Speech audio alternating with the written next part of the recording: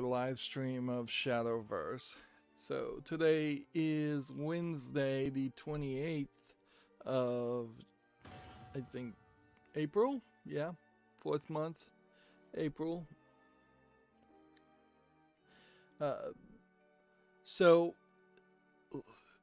for the accountability section, I'll say I'm starting late and I'll talk about the reason why I'm starting late today in a second, but before that I'll say that I have finished Pinball Arcade with the exception that the 4 of the tables I don't own. They're all past 1990s, 2000 era, 2010 era Stern tables, and I pretty much hated them all, so yeah, the Star Trek movie reboot Stern table, didn't like it. The Casino High Roller table, I didn't really like it. The Ripley's Believe It or Not kind of has an interesting theme, so I'm a little bit more lenient on that one, but it's still not particularly a good game. After that, there was a Harley Davidson table that just wasn't well designed, and after that, there was Big Buck Hunter, and I just kind of hated that theme because just the idea of shooting wildlife and buck hunting and pinball just did not work well for me, on top of which the game table design didn't work that well. Now, there was a good Stern table called Mustang, and as somebody who doesn't really care one bit about Ford Mustangs or cars in general, I was very shocked to see how much love and care and just good gameplay and good game modes and design had been put into Mustang.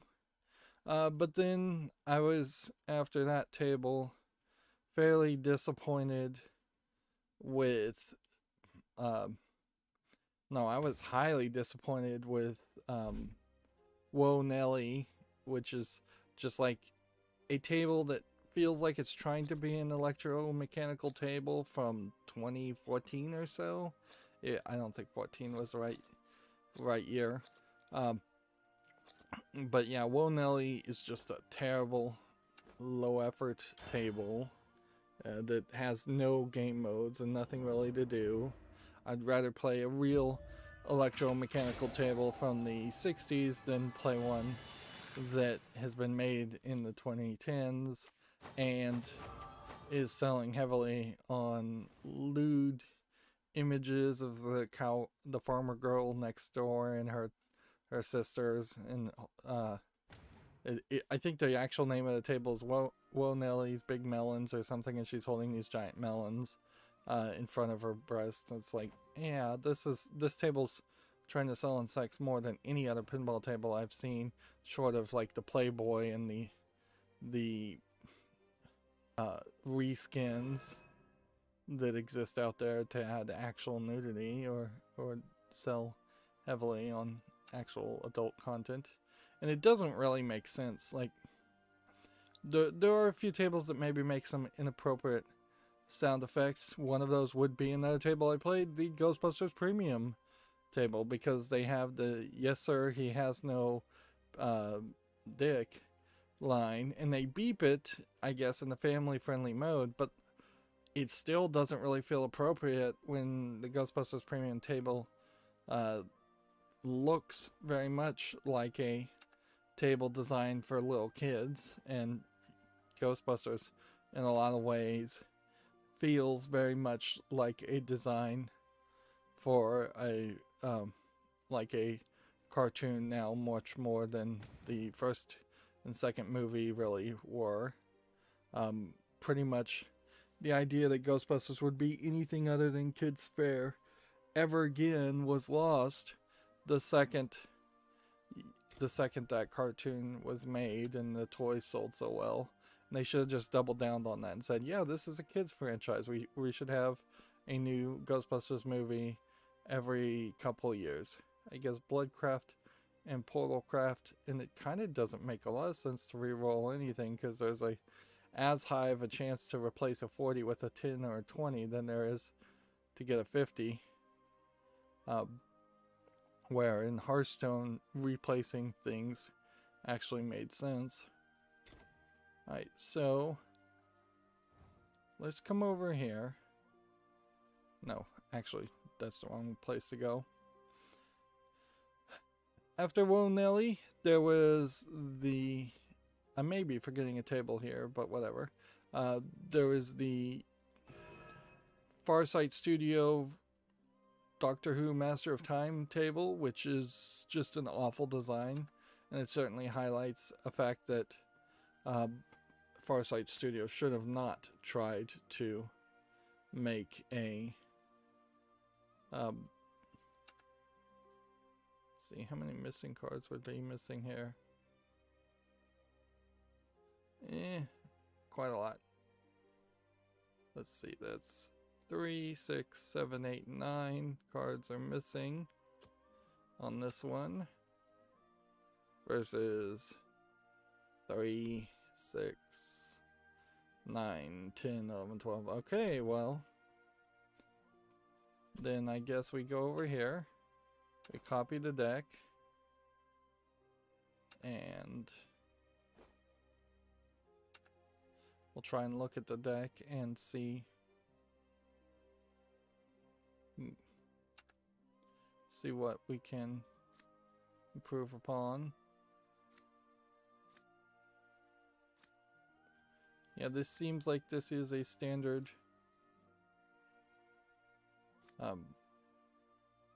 paradigm shift style card. So as long as these cards are not absolutely necessary, which they may be, let's just see what we can do as far as Velsar cards for some in-game things.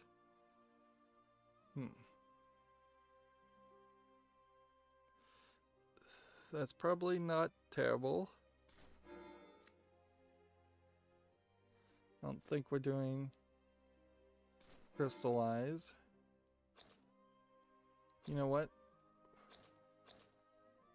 Why even bother? Why don't I just unlist this, go back to any, just click auto. No, that's not what I thought auto was going to be at all. I thought it was just going to automatically have some algorithm to decide what to put in my deck, not that I'd have an actual randomization. There. Probably not too bad.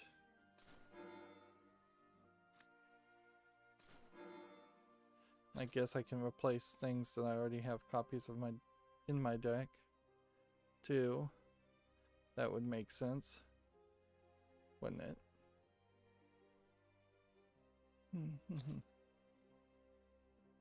Yeah, let's just do that. Alright. And we'll go ahead and call this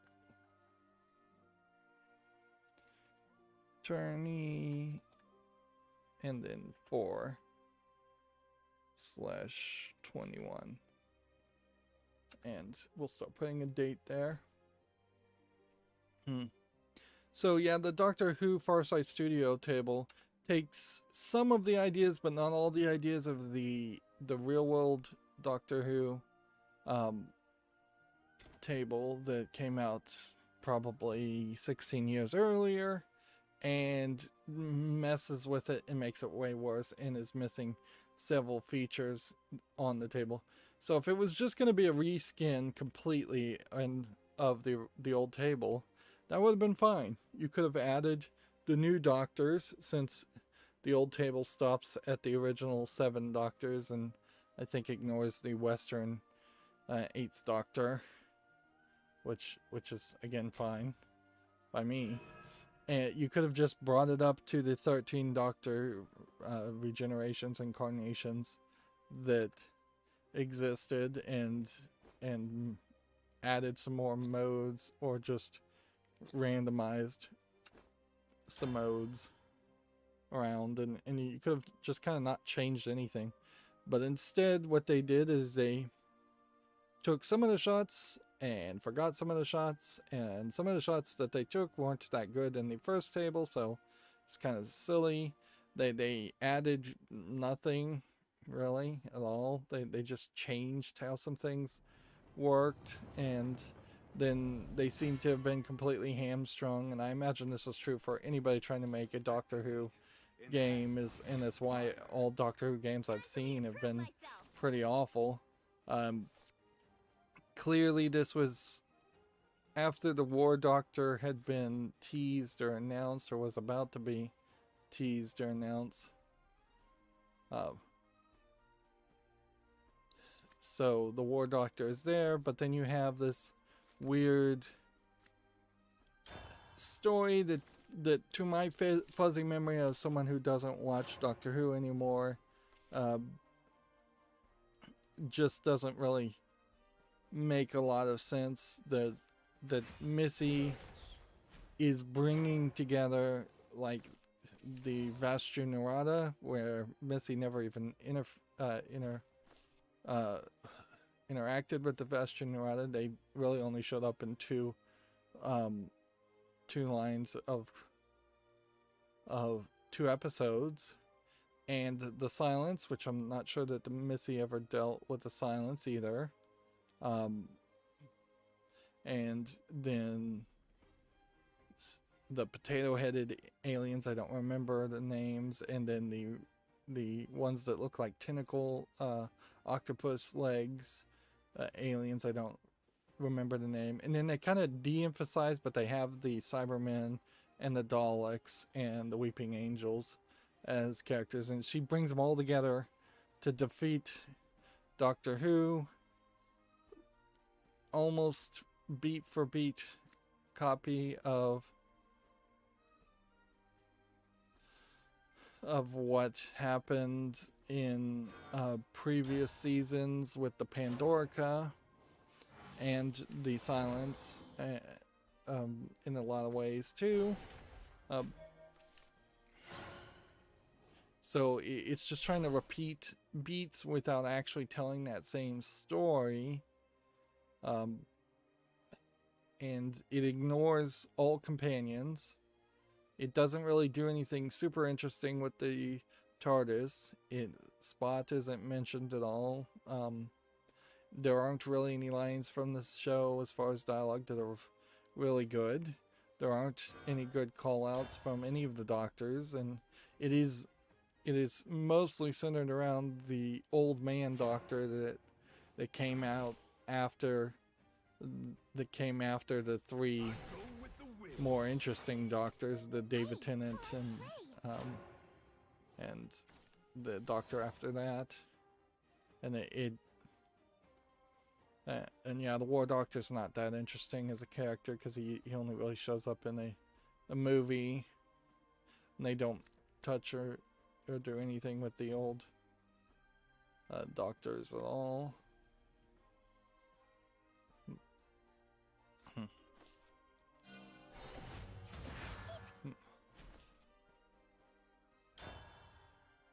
So yeah, Doctor Who is also Master of Time and Space is also just an incredibly empty table. It has a multi-ball mode, but it's like 1 3-ball multi-ball, and that's it. It has like 1 jackpot, but it kind of has a weird progressive scoring system that is similar to what is in the very, very similar, just like a complete rip-off of what the original Doctor Who pinball table had. And you're just fighting Missy now, who is the reincarnation of the Master who you were fighting in the old table, which doesn't make a lot of sense.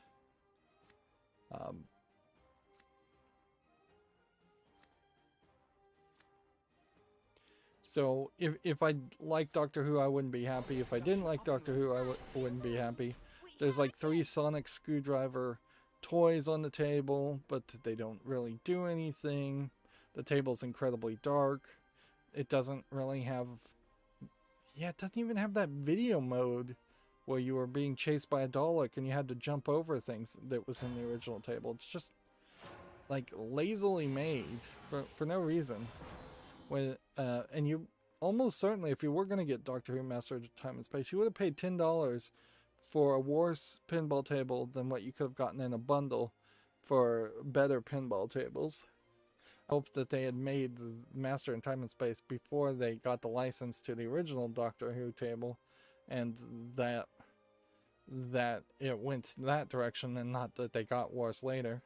But it pretty much proves that, yeah, Farsight Studio, the makers of Pinball Arcade, should not make their own tables, whereas Pinball FX and Zen Studios have done very well making their own tables. Maybe it's not for actual pinball fans of the old, and it is more tables designed for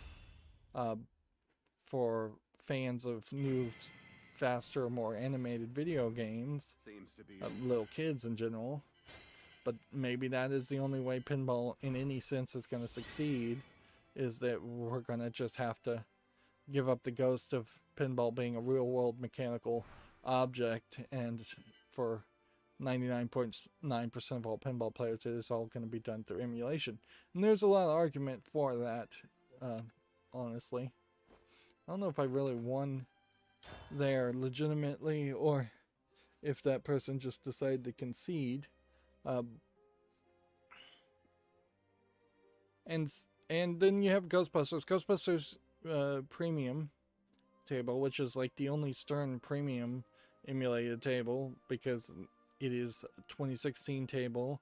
It has problems, I've heard, physically being, and I can see why. It's just like full of toys, full of everything. It's a terrible table design, where somebody, seemingly a new name in the field,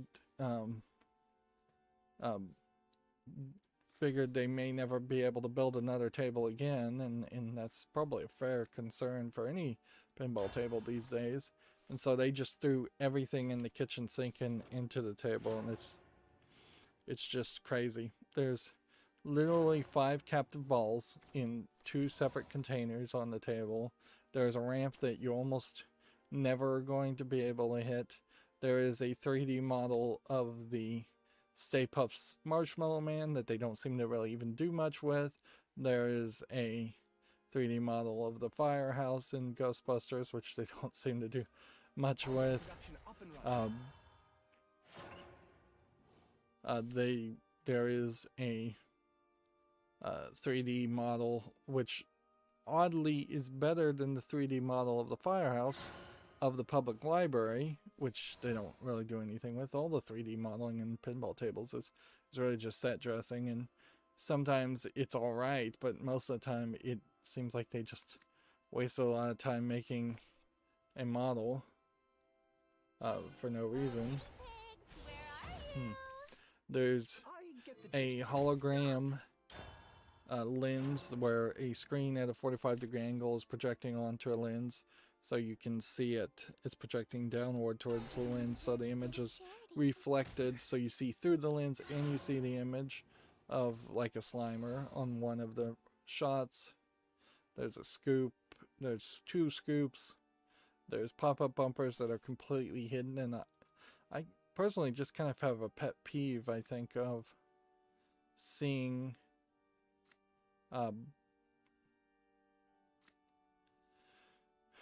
not being able to see pop-up bumpers, because if you think about it, that's the thing you do want to see always, is when there are pop-up bumpers on the tables, you want to be able to see them pop up. You want to hear that sound. You want to see the lights flash.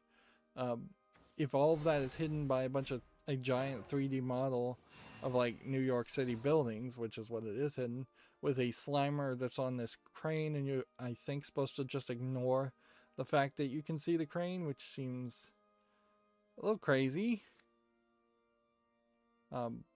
It doesn't really make sense.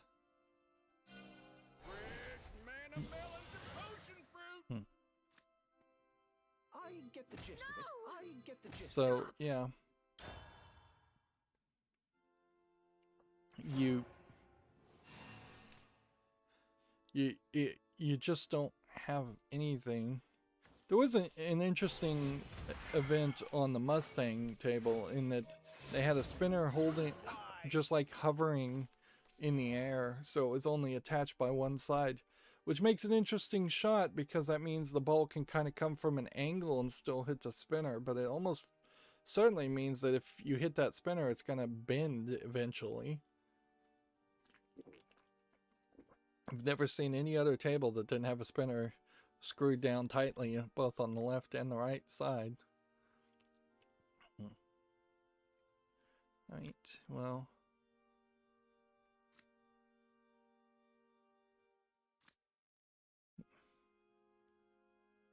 Let's see if we can do this. This, that. Oh, guinea pigs, where are you? Evolve. Coming at you. The design fault lies with you. And evolve. I do believe we have a case. Then in the turn.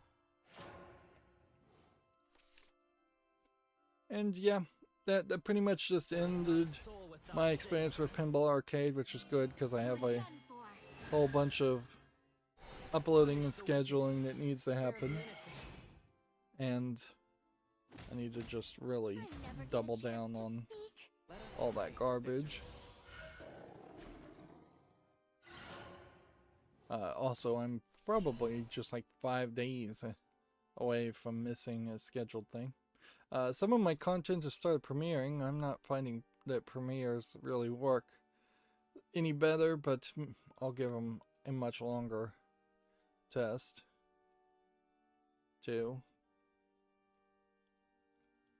Okay.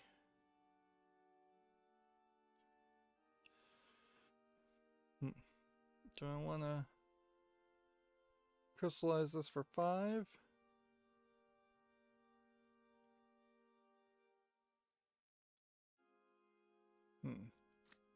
Do we have a neutral card? Maybe. Let's see what this does. Howl cyclones! Devour the land! Be gone! Oh, gone and mucked things up. Hit that. I am such a And genius. hit that. And then return that.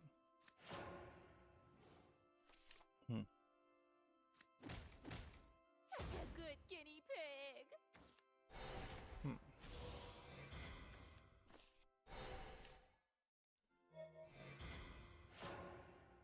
See, I don't know if there was a real reason for that to happen.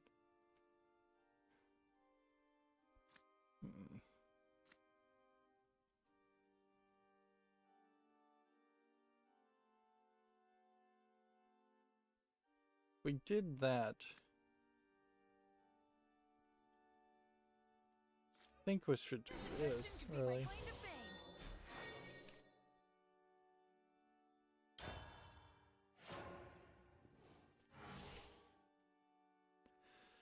Okay, so then the other reason why I was late is, well, one, I overslept, so we can't really do anything about that. Well, there probably is something I could do about it, but I was goofing off. I do recognize that I have backburnered several side projects that I need to get back to eventually, but I'm trying to focus on working on projects that actually affect my YouTube channel instead of just working with like the Circuit Playground Express, which is something that should have no priority on at all. That's just me entertaining myself. Makes a lot more sense to work on my server, where at some point that might actually be useful for backups. Okay.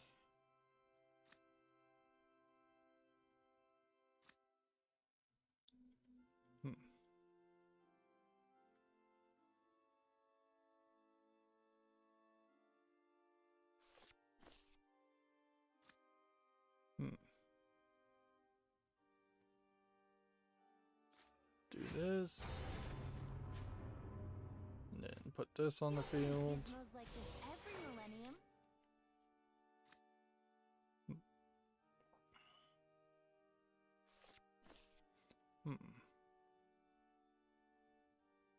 turn, I suppose. So the other thing, though, I was goofing off on is I was thinking about, would there be a way?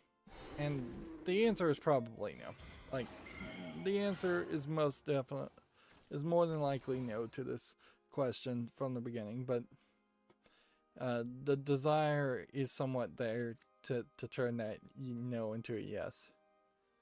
So I was thinking, is there a way that we could have some kind of visual element to coverage of adult games? And particularly the vast majority of adult games available on Steam, we all know, is the anime style games.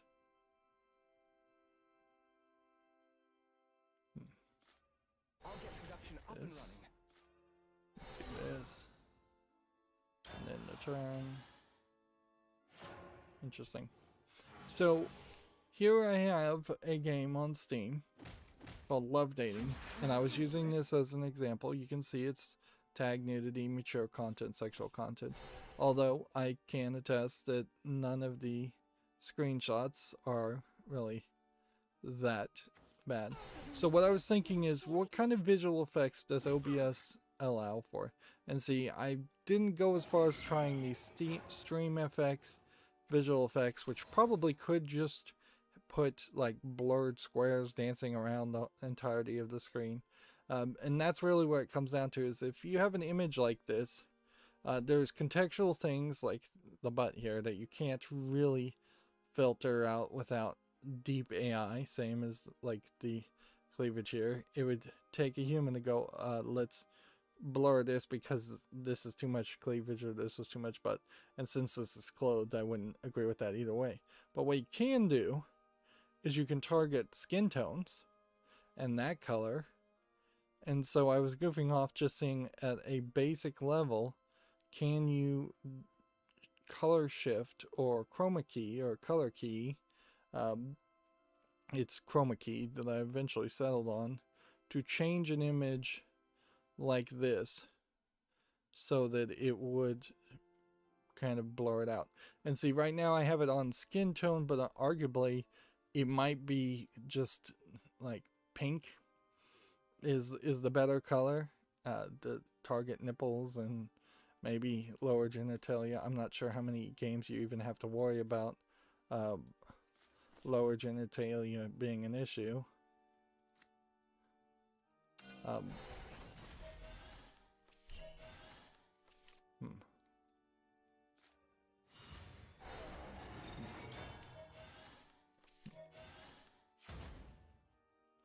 Darn it. I've phoned this up horribly. I'm gonna run out of cards if I'm not careful.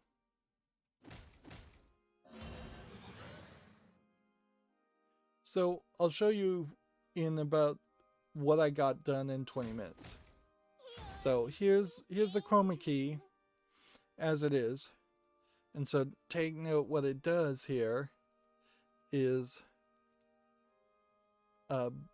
it takes anything that is somewhat similar to that pinkish pale skin tone, and it turns it into black. Notice it also has turned hair that would have been a dark blue hair into more of a purple hair, and it's removing kind of that color in general. Now inherently this kind of looks like blackface, and that's a problem. So you would want to try and replace it back to something maybe just pure white or something more neutral. Also take note that the pink tiles in the back of this scene are also being cut in that same similarity comparison, and every icon here is being cut out. Then also all the orange in the white and orange lines on this screen have been cut out. So there would be just an infinite amount of fiddling, and I think a big part of that is where it would become an issue, certainly. But because this is just a color filter, you do have this case where as the video's moving, you're not going to have to go in there and statically add a filter, which that is kind of the problem that you're going to run into otherwise, is that you are just going to constantly have to put in a blur or filter. And at that point, if I'm doing a 60 to 200 hour coverage of some adult video game, and I have to constantly just constantly turn that that blur on and off, or go in post production and turn the blur on and off, it's just not something that's gonna really happen. It's just not reasonable. So yeah, I might make some more effort and attempts to All the magic I need. work towards something like that. Like, ideally, you would take that general idea of taking a color, and here we are with it back. Ideally, you would take the general idea of filtering out a color, focus more kind of on nipples and genitalia, and then chroma key it so that then you could overlay a like too hot for YouTube or censored image directly. And we've seen, say, I've seen a YouTuber that definitely covers adult mods for, or at least he used to cover adult mods for Skyrim, and he would do that, and he was doing it definitely the hard way. There was a lot of post-production in his videos, and honestly his channel was just constantly getting warnings from YouTube anyways with it, because of just the entire nature of it. That being said, I was able to do Honey Pop. That being said, Honey Pop only has like 6 adult scenes, so that might also help you a lot, as long as there isn't a lot of nudity. However, if you were going to play, say, Lust for Darkness or that game, there's something like in every shot that there's an adult sex toy in every shot for that, so I don't know how you really cover that at all.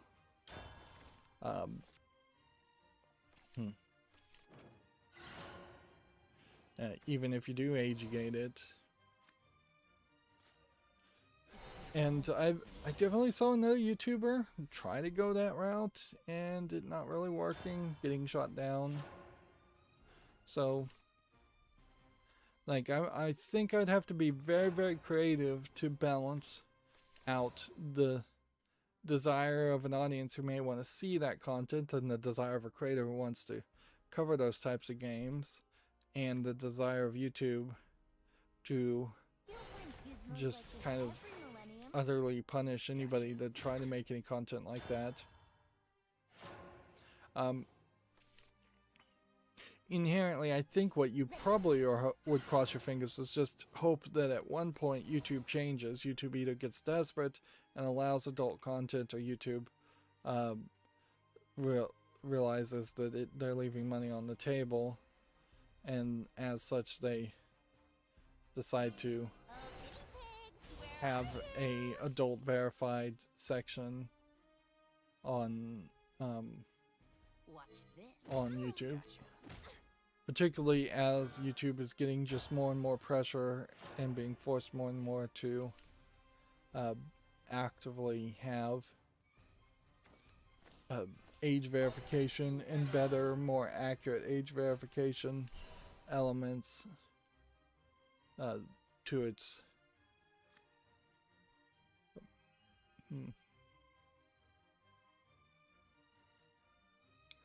to its content. And alright, well, I guess I do this, and then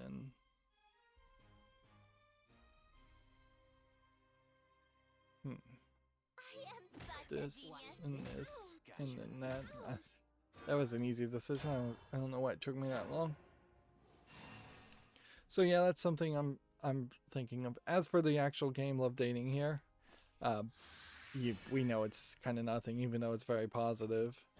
They reviewed. It is just a physics looking game. And so I imagine the adult content must be good. It's also $1.69 in English and Chinese. And that inherently also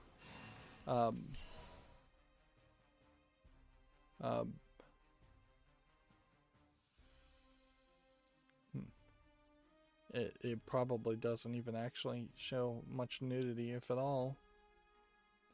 Nope, not today. Of course, even with the web peak, Seems to be over. there's problems, to say the least, as far as whether something should be blurred or not. I could certainly expand my web peak region so that you got, say, 3/4 of the way to the second screen on the right, and then it showed a blurred version, and then if I went all the way to the right, it would show the non-blurred version. That would be a very natural progression, but easy to mess up if you drop the mouse and it just goes all the way to the right, which that's happened a couple times. Here we have a TechRaptor article. The story of Season's mobile game is going to be revealed next month. For anybody interested. We're doing fairly well here. Here we have a game on Steam called Trash Quest. We'll actually just start going through some of these games. We may have already talked about this. Looks like it's just a platformer. I don't really like the color palette. $2.54, third-party EULA, English only. Next we have a game called Just Get Through the Door.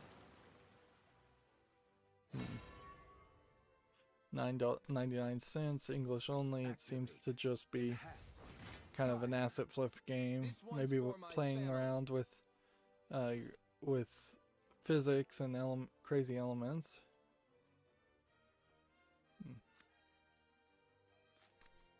That's probably not too bad.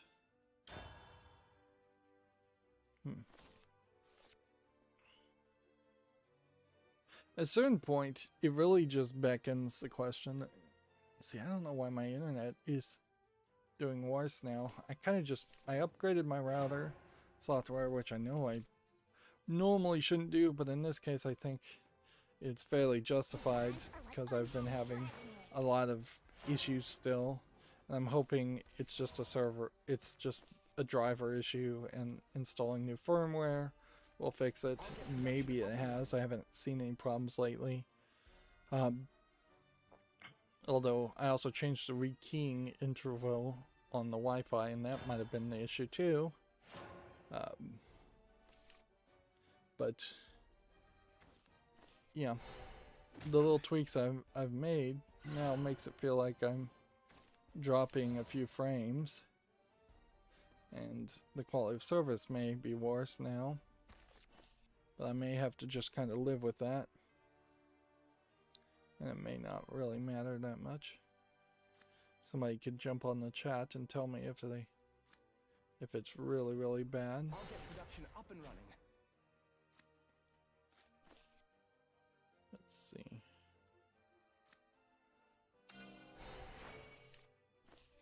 I get the gist of it.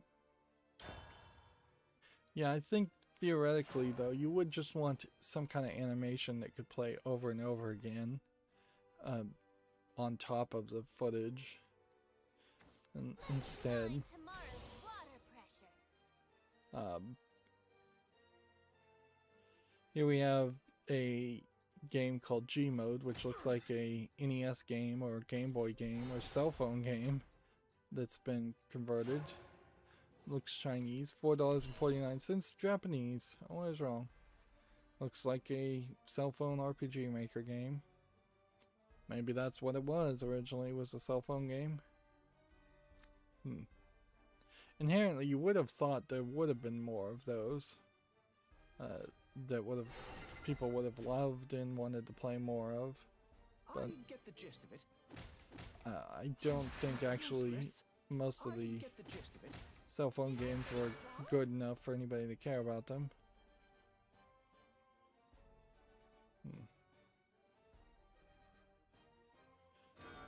Just go ahead and end the turn there.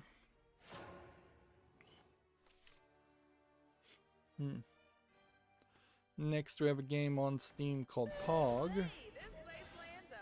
which looks like nothing for $1.19. Since it's Wednesday, we don't really want to leave anything for Friday, so we should try to burn through the news as fast as possible.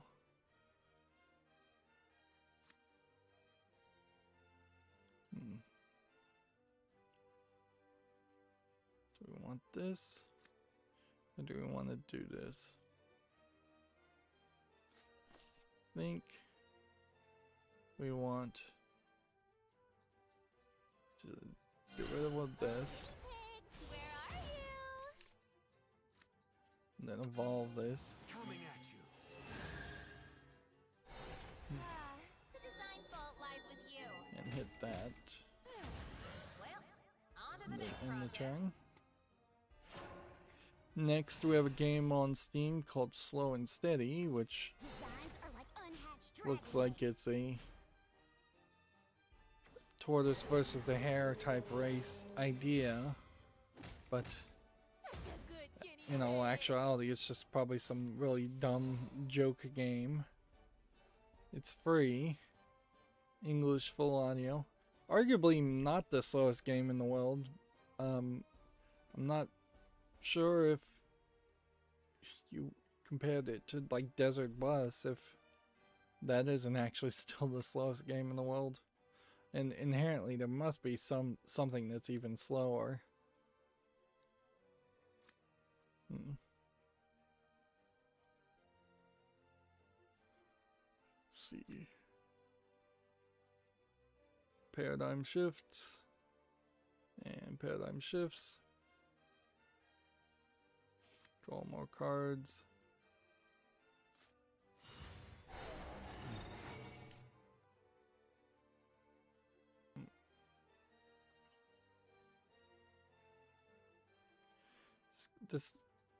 This deck just gives you so many cards, and I think that's what lets people win on this is, and this might be the strategy for Shadowverse in general, is just have really good decks that let you always have cards in your hand to play while your opponent burns out all of their options. It's all the same to me.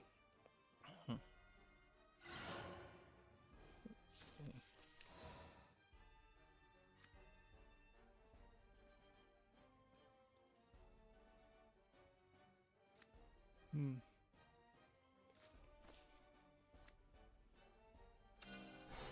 Go ahead and play that. And pretty much don't bother to play anything else. Now the fight begins.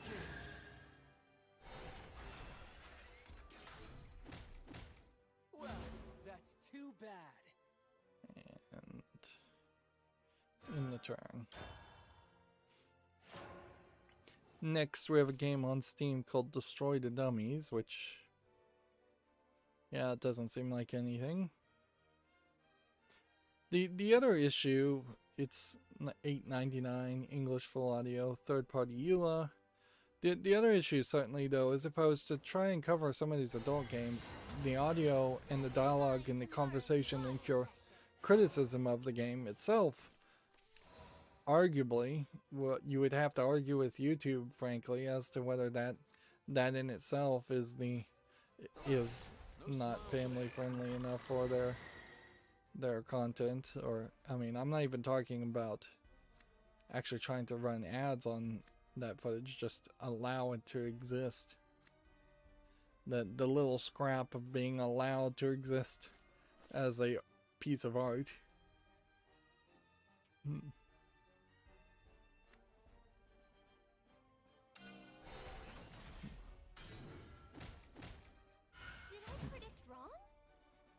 Let's go ahead and play one of these. And then in the turn. Next we have a game on Steam here called Stormburst, which looks to me like it's probably a Bomberman clone. Not particularly interesting. 59 cents, English only. Here we have a game called Opa Definitive Edition, which looks like just MS Paint drawing graphics of some kind of obstacle game is what it's described as. $2.99, English only. Let's see. Summon 2 of these.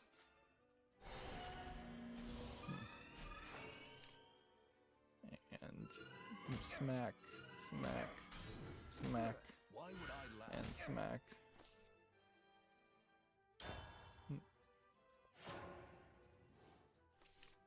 Here we have a game on Steam called Garden Magic, which is clearly a cell phone game port for 74 cents. That's an odd price, too. Designs are like unhatched dragon eggs. See, and once again, I just woke up and I'm already a little sleepy. I guess if I oversleep, then that probably is an indication of poor sleep, and then that's an indication that I'll be a little sleepy even when I just wake up. No one else I'd rather lose to. I'm playing ranked, right? I am moving up in the ranks. Wow, and I just kind of, I think, got everything. I went up a rank level in the battle pass. Now I went up 2 battle pass levels. Interesting. How can you jump up 2 like that? So do we have any missions at all? Yeah, 2 more victories and we'll be done today. Wow. I have no way to adjust for that at all. Like, we've got so much news. It really wouldn't make any sense for me to just stop playing. So I'm just going to have to play, and I'm just going to have to start winning and getting the daily quests done earlier and earlier. And I think that's fine. I think that works perfectly well. Here we have a game called Prison Show. We had another game that seemed very similar to this, just asset flippy. You've got to escape. This is $8.74, English full audio. It doesn't look good. The one we saw a week ago looked better. Here we have a game called Calculate It, which you can almost certainly ignore. Early access at $129 with a third-party EULA, English only, no reason. Not really a good reason for it to be English only.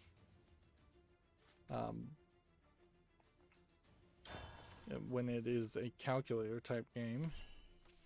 Here, Tech Raptor has an opinion piece what we hope to see in the Knights of the Old Republic remake. If you're interested in looking at that, that's kind of a hype article about kind of nothing. Let's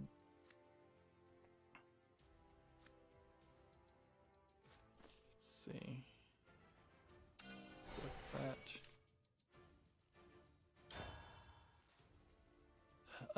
Tech Raptor has an article here. Genshin Impact developer MiHoYo was allegedly attacked by a knife-wielding man. So yeah, I heard about this. Smells like this It is sometimes getting crazier and crazier as far as the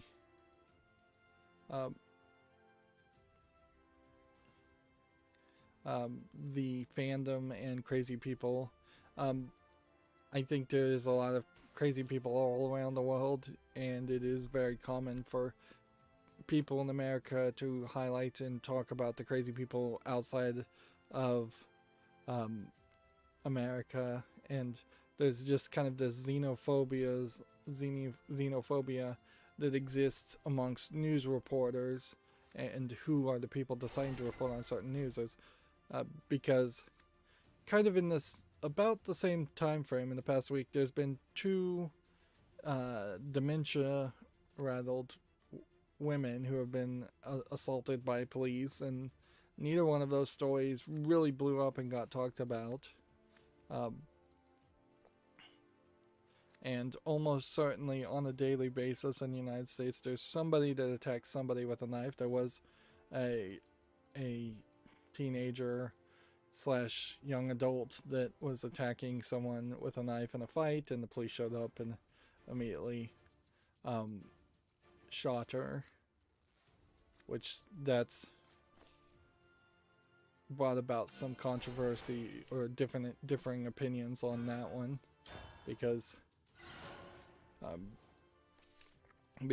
at least in that scenario I can see some people's sides when saying that was a reasonable use of deadly force, because she was, from what it looked like on the video, very, very close to potentially murdering someone else in a fight. But it's hard to side with the police on anything these days. So I can also see the thought that it was potentially just a shoot first and ask questions later scenario. And you can always make the claim that in that kind of scenario the police should have had more options, non-lethal options, been better trained.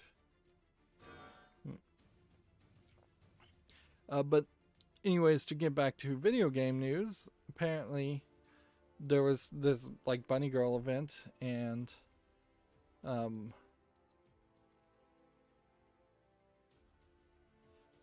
these Bunny Girl events were announced, and then Genshin Impact, I think, is in part funded by Tencent, thus controlled by the Chinese government. And so then these like Playboy Bunny outfits were de-announced, as they were canceled, as they were out of character and inappropriate. And so that's what got the crazy person irate, is the censorship there. And I can see the idea of being upset if you feel like a game you might be very interested in. This is also from Honkai Third Impact, which is also the same company, developer. So yeah, I can understand being irate. I can't agree with or understand attacking someone because of it. Just stop giving them your business and realize you perhaps should be a little bit more careful with who you give your money to, or in the future. Impossible. But yeah, I imagine it's a lot like the Kyoto fire attacks, and I imagine we will just hear more stories like that as people are increasingly going crazy for any number of reasons. And it does make a spooky scenario potentially, where we may hit a world like Mad Max, not because of one major triggering factor. Like Mad Max, I think that universe pretty much only existed because of gas wars and running out of oil. So that might be a contributing factor, but I wouldn't be surprised if scenarios just get parts of the world just get more violent and more crazy in general. We've seen it happen before. A lot of African countries just have became brutally violent amongst regime changes, and a lot of ancient Middle Eastern countries became brutally violent, and people shift from one religion to another religion, which arguably could be considered a form of craziness in ancient times. I'll get production up and running. So yeah, there's definitely a lot of room for that. to potentially happen. Although there is also a lot of room for the opposite to happen, and maybe we are on the verge of the safest times ever. They're also, it's also easy to forget that the ages of duels, both by sword and gun, are not thousands of years old. So it in the in a few hundred years ago, it wouldn't be crazy for somebody to Impossible.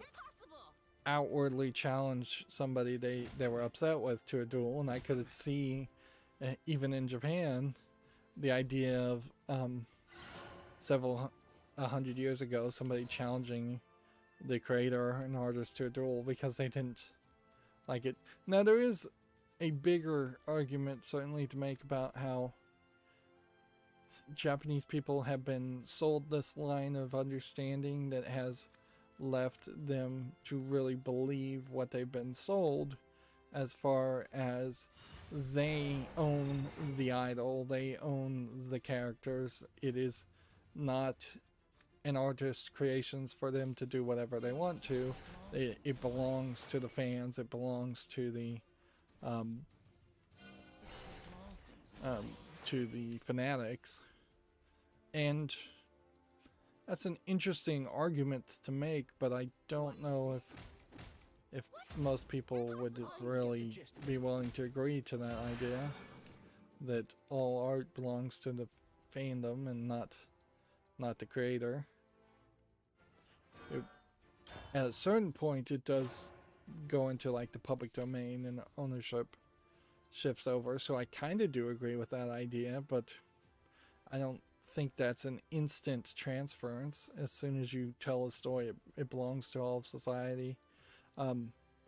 And maybe there's definitely healthier ways to implement that idea. Like you could make the argument that there shouldn't be any copyright, and as soon as you tell a story, it belongs to all society. But then the response to that should be, well, if you don't like that I didn't make a Bunny Girl event for this game, why don't you make a Bunny Girl event for this game? It's open source because it belongs to all society at that point. You could program that.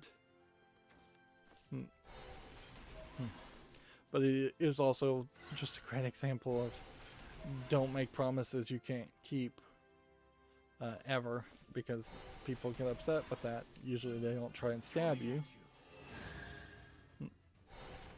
Anyways, I need to hurry up through the news if I'm gonna win as much as I think I am. Here we have an RPG Maker game called Imperium for 74 cents. English only, nothing there of interest. Here we have a game on Steam called Shadow Step, which looks like it's just some asset flip stuff. $1.69, English only.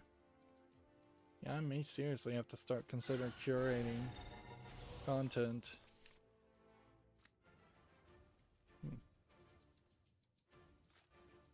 Let's see. Did I overreach myself?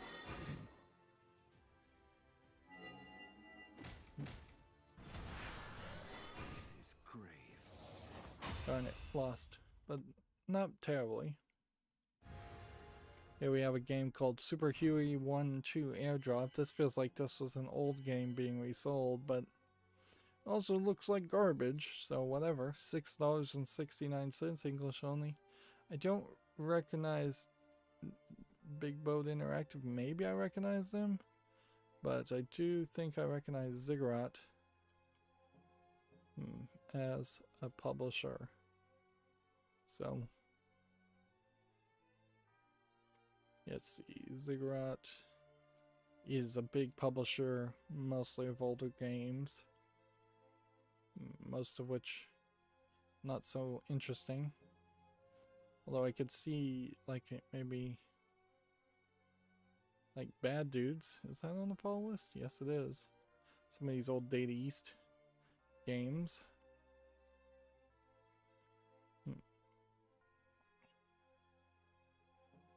It does seem like it shifts back and forth as far as just how easily could you own a significant percentage of the old games that existed for like the NES, Super NES, those old retro games that you still will almost certainly be better off finding a collection of ROMs to put on like a RetroPie than to individually try and build yourself your own curation from Steam versions of the files, which arguably may not actually be the original ROMs, or they may be encrypted in such a way that it's not worth it to try and de-encrypt them back to a ROM, a standard ROM.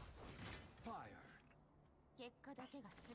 See, next we have a game on Steam here called Online Retro Tennis, which is just Pong, and with the exception of it maybe being online, there's nothing there. $2.69, single player online PvP, English only. Not winning as much as I've lost like twice in a row, but shouldn't complain yet. See, TechRaptor has Ghost and Ghouls Resurrection coming to PC, PlayStation, and Xbox this summer. We may have already talked about that. Also coming is Capcom Arcade Stadium, getting more games and extra content. Let's see. It does have a Steam link already for June 1st. The thing about this game is I was hoping that it would be easier and actually playable all the way to the end, and I don't know if I think they did it that. I think they doubled down on it being known as a difficult game, and thus they wanted to stick to that feeling and not make it easier or throw in an easy mode. TechRaptor also has an article here. Midnight Club Los Angeles has mysteriously returned to the Xbox Marketplace. Which, okay. That's... They make that out like that's a big mystery, but really it's just... Yeah, some kind of contract got renegotiated. Somebody... probably two interns at two different companies sat down and negotiated something because nobody else cared about it that much. Or two intern lawyers sat down and negotiated something. Here we have a game on Steam, Slime Dungeon Escape, which looks like ASCII art. Hideous. 84 cents, English only. No smile today. Okay. So we can go ahead and hit that. And that. And that. Get the gist of it. What else?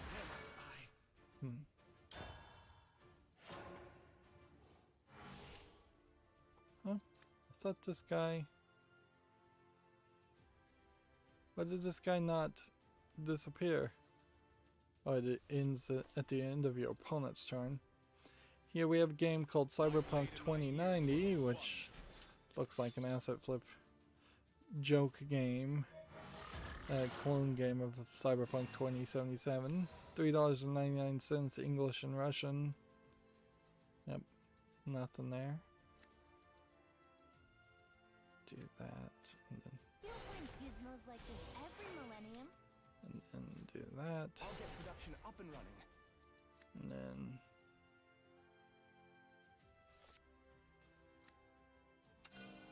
Coming at you. Just go ahead and evolve somebody, even though that probably is the wrong evolve.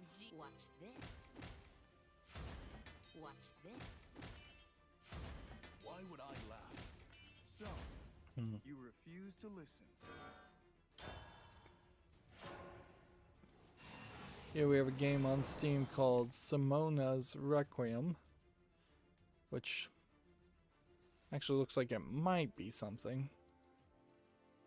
Not really sure I trust it, but I did want to also mention that I did all of the... I'm still playing Destiny Child, probably the best gacha adult game and adult game to exist on an Android cell phone.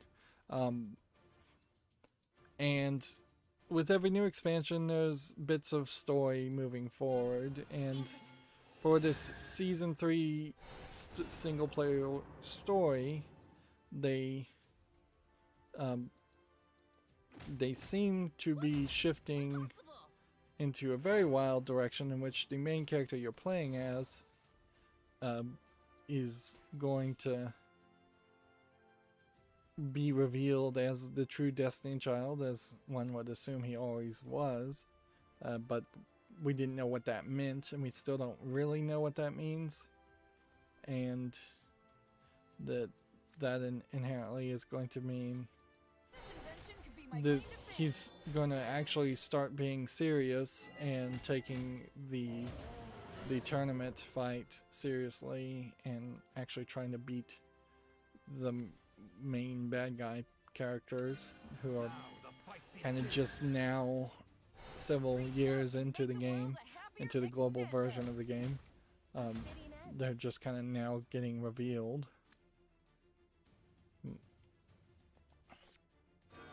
So yeah, they're stepping up and taking it to the extreme, and it's very interesting, to say the least. And it is saying a massive amount that a gacha game that plays itself is interesting.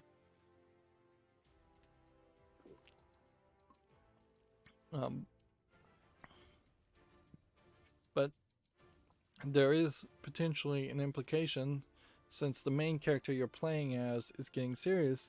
There's also an implication that several of the main characters, several of the main assistant succubus characters, all of them, may be removed from the story completely. They may have been destroyed or killed or whatever, and that would certainly go in a very different direction. And for a game that's been going this long, it might make sense, frankly, to eliminate some characters. For instance, Davy as a character, this little kid succubus, that basically just called the main character a stupid rooster head the whole time, and it was just, that was just kind of like the annoying little sister trope for that character over and over again, and that same dynamic over and over again. And I don't feel like that dynamic probably would have ever been able to have been I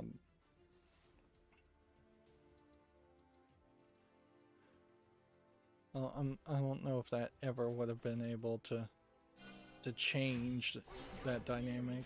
I do believe we have a case. Okay. You smell suspicious. What was I?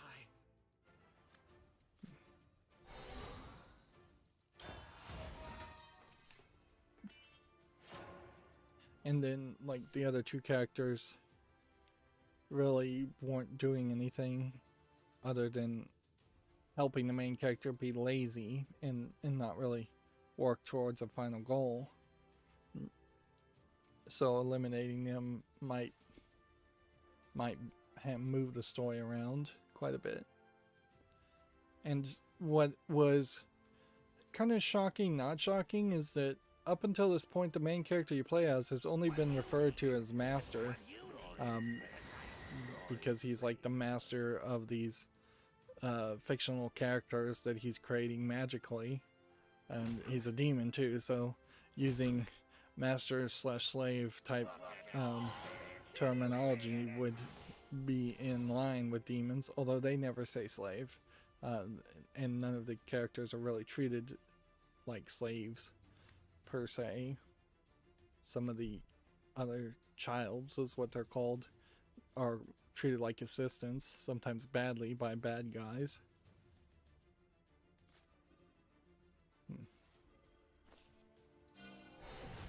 So, you refuse to listen.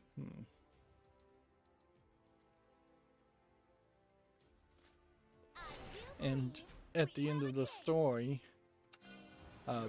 mode, they reveal that the main character, who up until this point has only been called Master, now remembers his name and actually does have a name,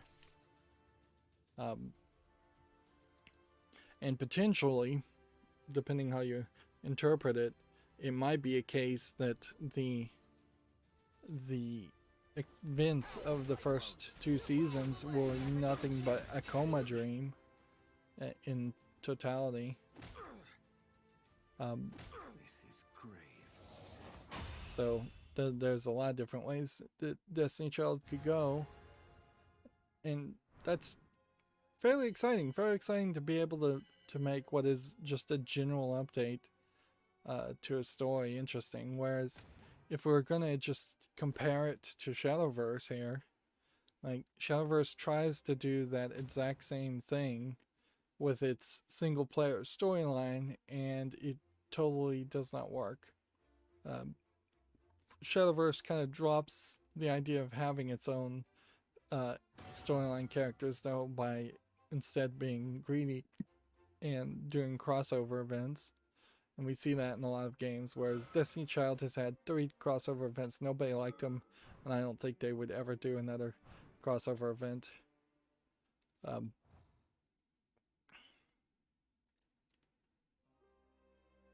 And arguably, they wouldn't have ever done the crossover events in the first place if it weren't for them partnering with another company. So, like, in comparison, right now we have this Entropy's Abyss, and I've done the fights, but I haven't looked at the story here. I really don't care one bit what the story even is until I have all 4 of these characters unlocked, and probably the 4 characters for the next chapter unlocked. And honestly, I only really care if Entropy's Abyss and the next chapter come back together and explain some of the Fate's Trigger conclusion, or solidify the idea that the fairy character in the main story, who's been in the main story and the number 1 character all the way from the prologue, is actually completely dead. And if that is the twist, good, but it's still not as impactful as Destiny Child's story, because killing off 1 character doesn't really kill off that many characters in Shadowverse. It's still very, very easy to move a story forward just around all the other characters that would exist. Let's go back to Haven Tournament, since we're just looking for victories. To get back to this game, though, Simona's Requiem, after watching it for a while, part of the problem with it is just that you're not really doing much with the gameplay mechanic. You're kind of just platforming, and on rare occasion you're swinging the scythe, and it doesn't just seem like it has enough variety in your gameplay. Feels kind of like a 1-button game or a 2-button game. $6.79 English full audio. I'm gonna just go ahead and skip it.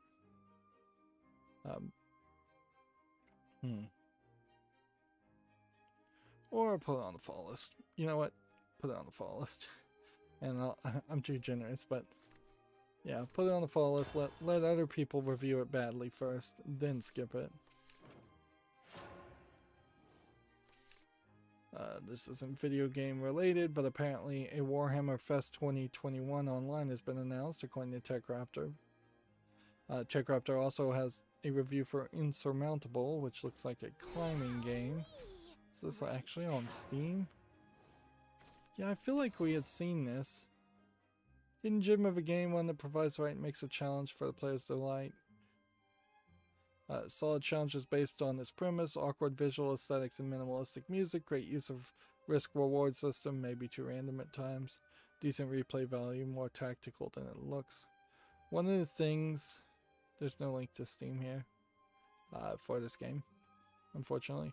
One of the things that did surprise me is how much Mustang as a pinball table had. It had like 5 to 8 different licensed songs that the table would play, when nearly no other table has even one full song, or it has maybe one full song and then it's been redone for the terrible audio systems that a lot of the old pinball tables had. One of the things I learned was that many pinball tables would have 2 holes for speakers, and one was the speaker and one was actually just a tweeter. so it wasn't actually stereo. It just looked like it would be. So there's a decent chance that I'm gonna try and upload one of those videos and it's gonna have the music playing and content ID claimed. Hopefully that's as far as it goes. But yeah, most tables, even the like the Ghostbusters table, has just one Ghostbuster song that I could recognize, and the Doctor Who Master of Time table literally didn't even have the Doctor Who theme music, and so it sounded awful because of that. Today we'll lift some heavy scriptures.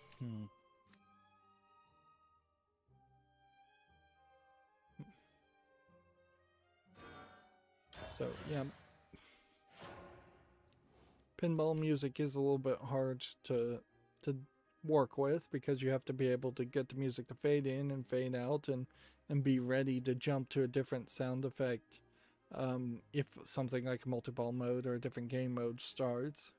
But a lot of tables just wouldn't have had the ROM chips to have music in them. They could never put a record player or a CD player inside of a pinball machine. There's just too much vibration going on there. So it would have had to have been an MP3 player type era expansion, and they seem to never really embrace that either before 1999, and pinball pretty much died. And Stern just feels cheap in a lot of its designs, just intentionally creating devices to rip off rich people. And I think in a lot of cases the pinball collectors of the world be better off if they grew a spine and kind of refused to buy some tables until they were better quality. But also then that would probably be the death of pinball. Moving on, TechRaptor has an article here. Grounded update 0.9 has added curved building pieces, which I think this is more interesting in the fact that Grounded is still getting updates and nobody is even talking about Grounded as a game. That was a very hyped game and then just stopped being hyped as soon as people could actually play it. Here we have a game on Steam called Slaughterhouse, which you're apparently playing as a bull with a gun, which that's at least slightly interesting as a joke idea, but honestly it still just looks like an asset flip first person shooter. Free to play, English only, single player only. Almost feels like this is something PETA would make, which that might actually endear some people to PETA more if they were able to pull off something like that. You're in good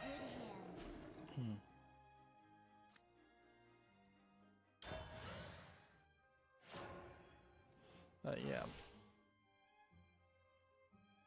Next we have a game on Steam called Bloody Paws Passion Unleashed.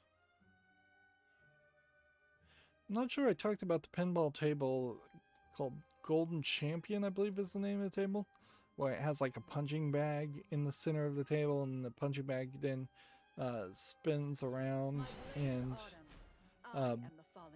then there is a mechanical boxer that you fight in the pinball table. It's a very crazy design. It's not a good pinball table though, unfortunately. Like, there's a jump rope section, which is an interesting gimmick, but it doesn't really work. And then there's a speed bag section, which works fairly well, but then there's just a lot of shots in the center that end up hitting the punching bag and then not going anywhere. So you really don't combo into that next shot, so it just breaks the game flow. As for this game, Bloody Paws, as I'm looking at it, a beat-em-up game where you play as a werewolf. It's not the worst idea ever. It's $4.99. I'll put it on the follow list. Early access. It probably isn't much of anything, but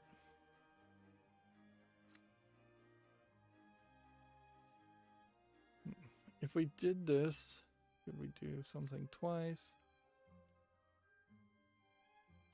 I think you want to do this. I will And rise. then do this. Is that And how then you check come that. on? Oh, come on! Next, we have a game on Steam called Archer, The Legend of Ohm, which seems to be like a card game. Player versus player with some kind of simplistic animation style, low polygon animation style. $2.99, third party account, and online PvP only, English, Spanish. I almost want to call this like a cardboard cutout stop animation style. That's what it kind of feels like.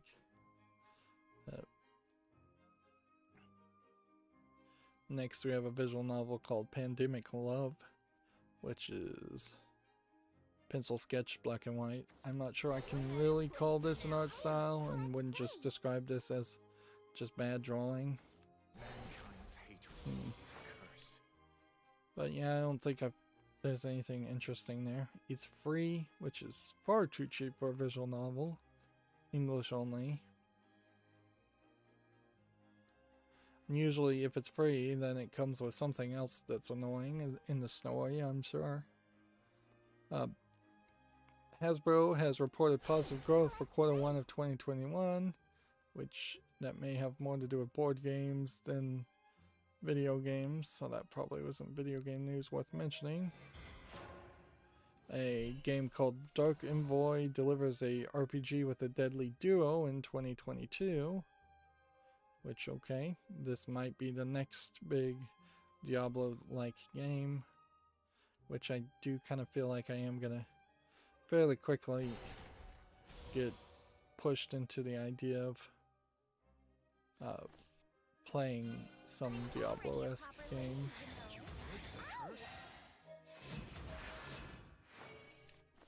Right. Prominence. Ow! Well, do we have any reason not to just evolve and do more damage now? All the magic is that how you treat a lady? Ow! So like next turn they lose.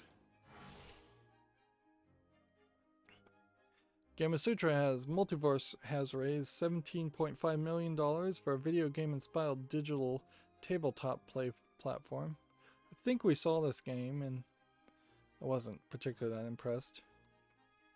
Gamasutra also has a Counter-Strike Go streamer wins a lawsuit against Twitch but remains banned from the platform. This is interesting. James Phantom Lord Varga has won a lawsuit against Twitch in a legal battle that's lasted 3 years.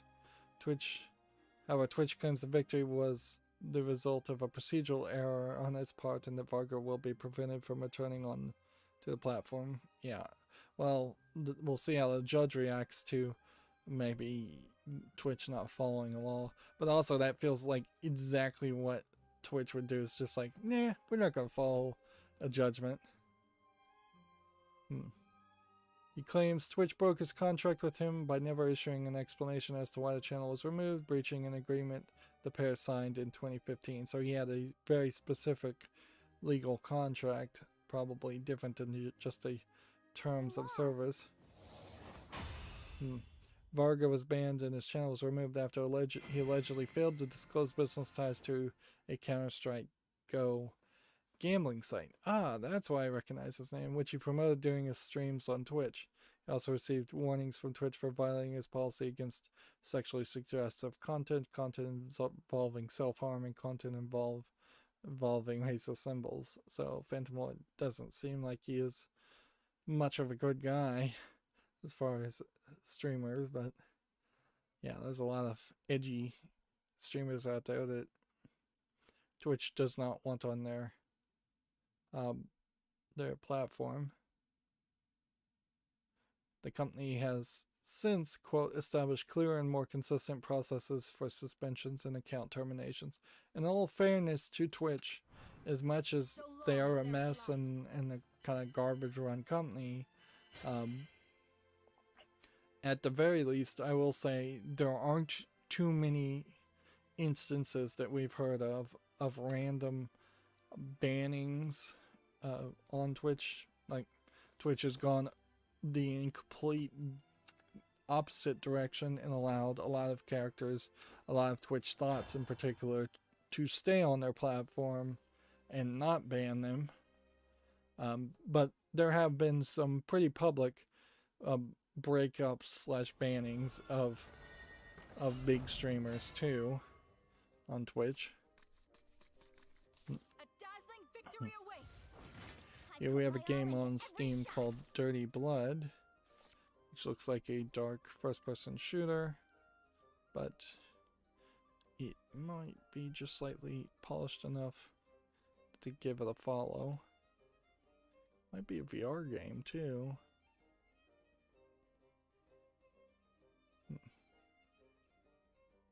$9.99 English single player.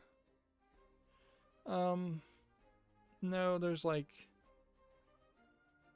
2 normal enemies and two boss fights, and that's it. So this is just not enough of a game to justify $9.99, definitely.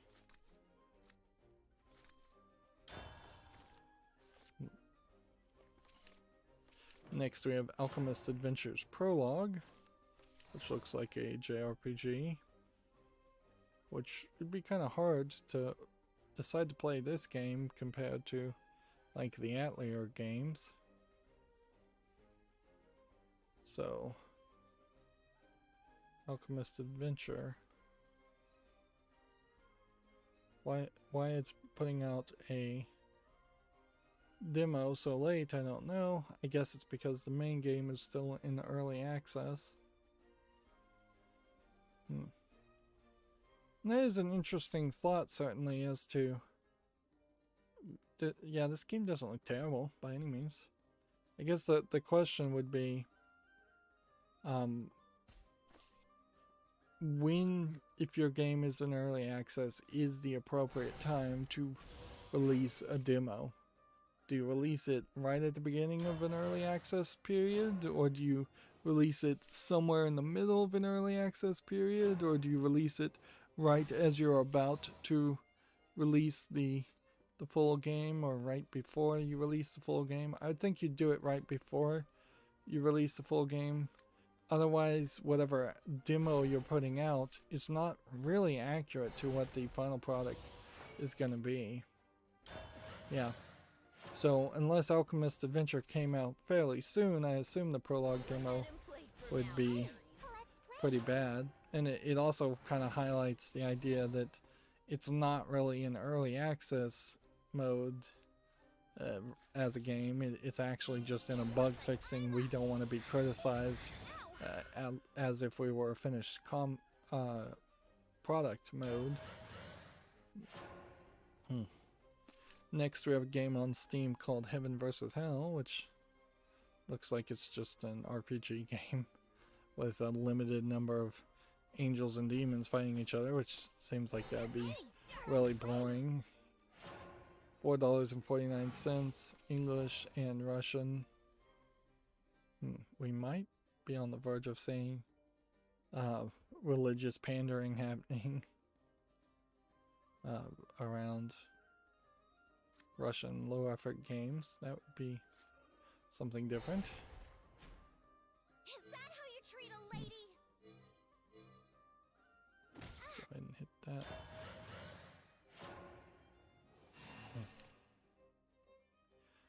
Let's see. TechRaptor has an article that interests me, obviously. Valve has quietly been changing the rules for adult games on Steam. Which we kind of have been seeing this, but it's been a very slow process. It feels like a very natural process. I don't think I can make a claim that I think Valve had intentionally, secretly planned all along to to allow adult games on their storefront, and then close the gate behind on some games, and start pushing like a censorship message or anything like that. If anything, I think Valve is probably one of the most honest storefronts, in the sense that it is just saying, we don't want you to censor your games. We don't care about that one bit. We just have the games we want and the games we don't. And if your game is one of the games we don't, we're not asking you to censor so much as just sell it somewhere else.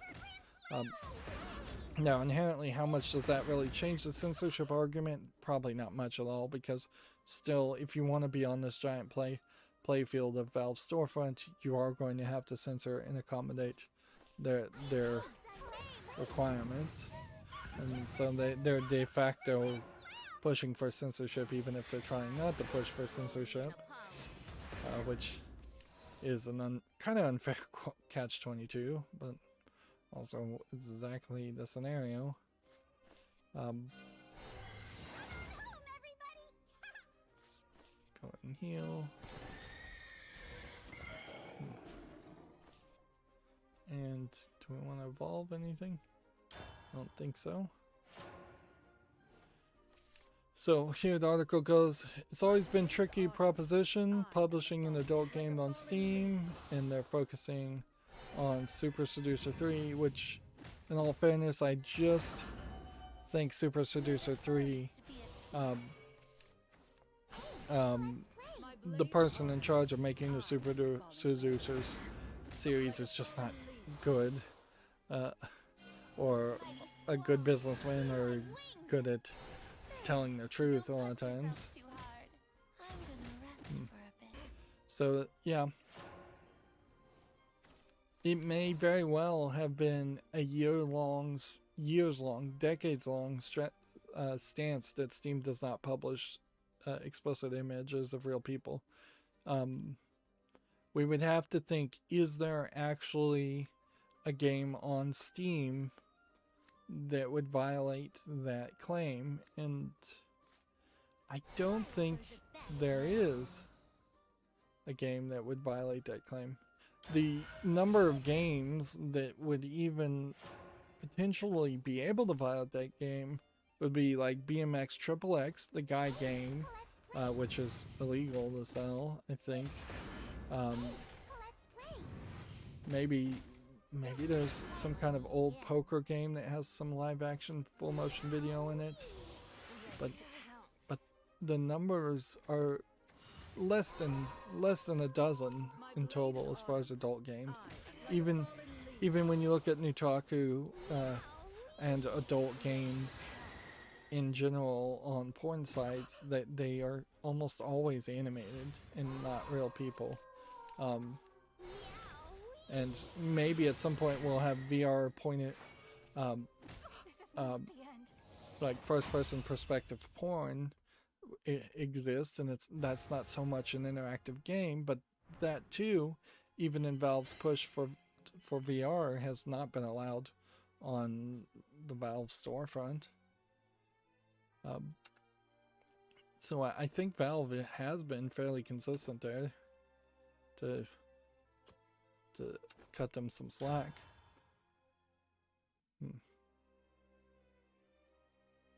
So does this article go anywhere else as far as Super Seducer? Okay.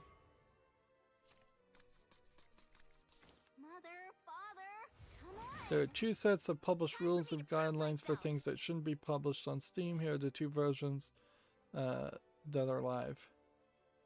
What you shouldn't publish on Steam is adult content that isn't appropriately labeled and age-gated, libelous or defamatory statements, content you don't own or have adequate rights to, content that violates the laws of any jurisdiction in which it will be available, which means you can't list it to be available in, like, the Middle East, for instance. Some of those Middle Eastern countries. Arguably, some of those countries, though, with hyper-restrictive laws around the world, also don't don't even have Steam listed. And that doesn't really save you much, because if you post something that China doesn't like, they will come over to the American Steam and the worldwide Steam, even though there is a specific Steam just for China, and review bomb things. Content that exploits children in any ways. Now, I think there are definitely some games where a child is exploited in some small, simplistic way that they are not really thinking about in that case, and they're not really talking about in that case. They mean they mean you're like sexually exploiting a child. They don't mean that you're tricking them to give you a Pokemon card for $1 that's worth $50 or something like that, or you're tricking a child into doing your homework or mowing the grass or something like that, which almost certainly there are games where you pull off something like that as a joke scene. But yeah, I know what they're talking about, and maybe they need to be more explicit, but whatever. Let's go ahead and I guess we'll do that. And then hit that. Applications that modify customers' computer in an unexpected or harmful way, such as malware or viruses, or applications that fraudulently attempt to gather sensitive information, such as Steam credentials and financial data, which Steam handles all of that.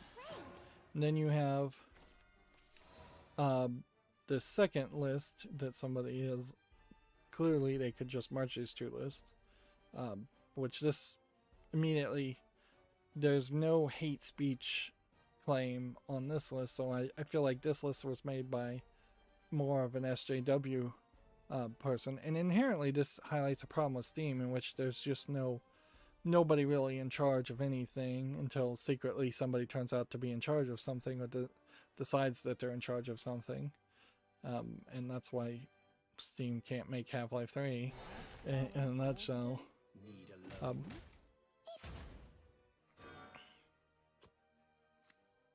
So, like, hate speech, i.e. speech that promotes hatred, violence, or discrimination against groups of people based on ethnicity, religion, gender, age, disability, or sexual orientation.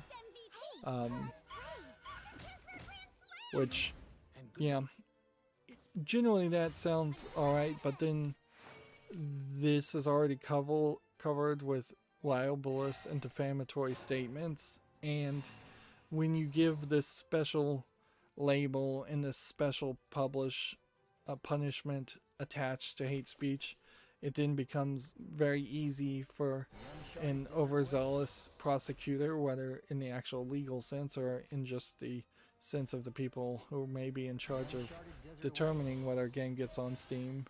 It's easy to claim that something contains hate speech when it is really just criticizing something, or maybe there's just libelous and defamatory statements. So you would almost, I personally as a free speech advocate don't like the use of the phrase hate speech, because it kind of means nothing, and libelous and defamatory I think covers it fine. So you'd almost hope that this is the new list and they've just kind of watered it down. That being said, here you can see as number 2, sexually explicit images of real people, which I'm almost certain I have seen some slide puzzles of boudoir images of real people, so they may be secretly going back and disallowing or removing some old games based on that criteria, or they may need to go back and disallow some old games, because yeah. But honestly, they should have just said they no to Super Seducer because we just don't want to do business with them. That's the truth of the matter. You don't need to explain. There's a saying in politics, and am growing to agree with it more and more, that if you're explaining, you're losing, and you should just say no. Nope, I'm not going to explain. I said no. I mean, it is the thing that every kid hates to hear from their parents, and it's like, why, and you, sure, the kids can be annoying asking why, but there are totally a bunch of parents out there that just go because I said so, and that is sadly kind of the effective way to deal with adults, as much as it is to deal with kids. Like, you don't want to get dug into the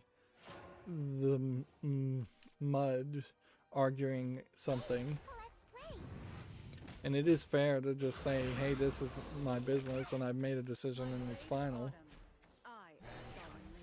Let's see. Then if these are numbered, when honestly they probably shouldn't be numbered, because it kind of makes it feel like our number one concern here is hate speech. But I bet they probably don't mean it that way. Sexually explicit images of real people, adult content that is inappropriately labeled as age-gated, libelous, content you don't own or have the adequate rights to, content that violates the laws of the jurisdiction which will be available, content that is patently offensive or intended to shock or disgust viewers, which there might be some laws around why that would be disallowed. There is arguably some obscenity laws in some countries and some parts of the United States that still exist that claim something that is patently offensive or intended to shock or disgust viewers is not considered art and thus not protected under the First Amendment. I'm fairly certain if anybody took that to the court, in the Supreme Court, it would get knocked down immediately. But there was several years ago, like the, what was it, Piss Jesus, that was shown in the like New York museum, one of the New York museums, and they tried to get rid of it on obscenity laws, and I don't think they won on that argument. You're too strong. Let's see. Then number 8 is content that exploits children in any way. What's funny is like Ni no Kuni would probably be a game where you exploited children. Somebody is exploiting the child to be the hero and save the day. And that Balan Wonderland is probably a game that you could claim is exploiting children, because the main good guy is exploiting a child to save the day and be the hero. Like almost every child game where there's a child hero, they're getting exploited in one way or another for some work. Anyways, applications that modify the computers in unexpected or harmful ways, such as malware or viruses, applications that fraudulently attempt to gather sensitive information, such as Steam credentials and financial data, video content not directly related to a product that has shipped on Steam, and non-interactive 360 VR videos, which, so that they really have kind of expanded this. Apparently, this is from the onboarding page. This is from joining the Steamworks distribution program, which clearly there's two people that wrote that list, and they kind of were on the same page, but they kind of weren't.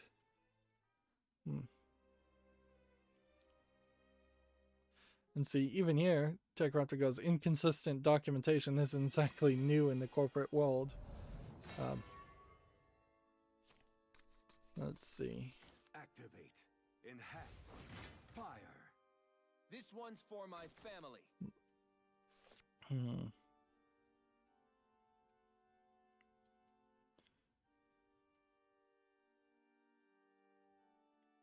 Let's see.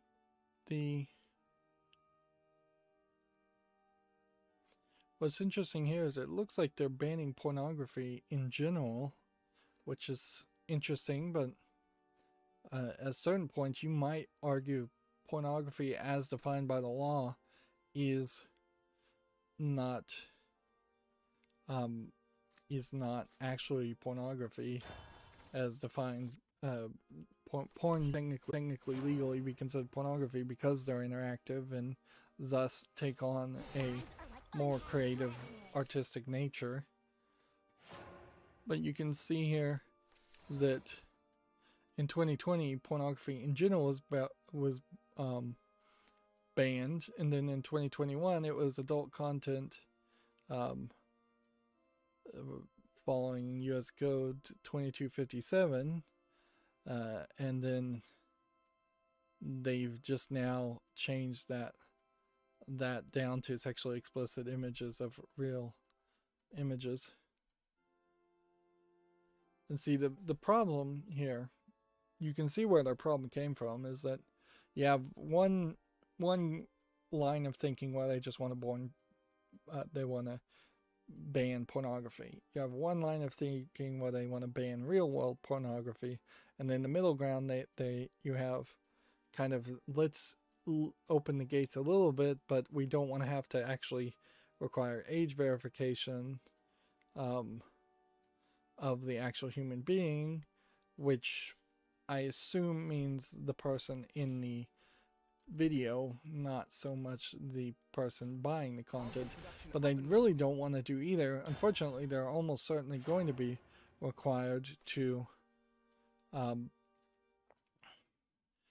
age gate and age verify every single customer. You're going to have to either put in a credit card with your name, or even send in some kind of credentials. But yeah, this article is definitely very focused around Super Seducer 3, and I don't feel like the rules have been slowly changing as much as this title implies. It's been evolving and trying.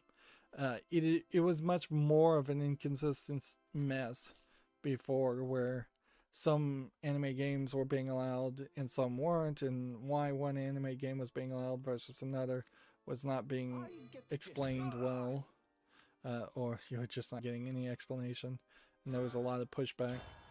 Even that kind of pushback has pretty much died off, and a lot of it seemed to come from Manga Gamer, which really eventually just made it look like Manga Gamer was misunderstanding intentionally the rules, or trying to put a lot of content that went too far for Steam's taste. They definitely did go a little wild, saying that an entire art style of young looking characters was not allowed, even in a game that literally had no adult content in it.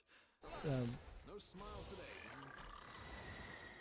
And certainly that one could not be justified by any logic, but that was the biggest issue, certainly. And then they were fairly crazy at a certain point, where they were early on, where they were saying any game that had any anime girl in any school uniform to them meant they were underage, completely misunderstanding that, well, that's pretty much all the games, and even children, even teenagers over the age of 18 in Japan would potentially be wearing a school uniform, a college uniform type equivalent. And then they never really got into the whole age of consent being lower in different countries. So, like, it is worth mentioning that the age of consent in America is technically 16, not 18.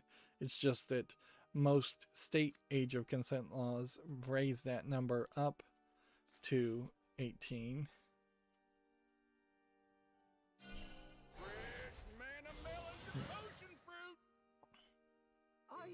And even at that, there's even more confusing issues. That they confuse the issue, because it can be 16 in some states with parental consent, and that there are some arguments around pregnant teenagers being allowed to marry before they give birth to their child, and thus the reason why you might allow for marriage to happen earlier, and thus inherently the laws then push the age of consent back to have sex earlier. In reserve. Fruit flies. That's not really a good argument, but I think that's the reason why some of the age of consent laws are earlier.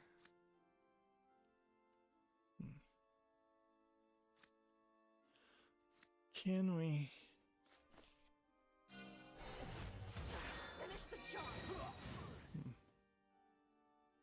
Can we save the day here?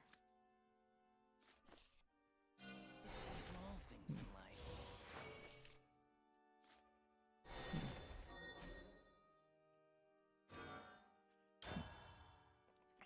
life. Moving on, we have a TechRaptor article. First big Everspace 2 update brings a new companion and more.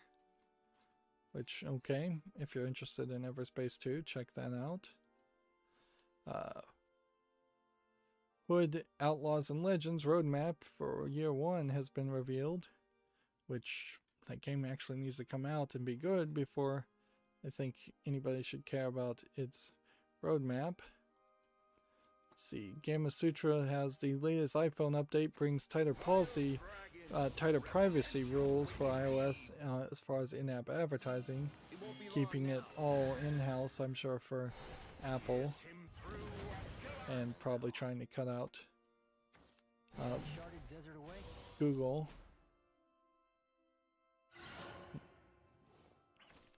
Gametsu has the Japanese trademarks Shin Chronicled by Sega, Contra Shattered Soldier by Konami, and more. Which,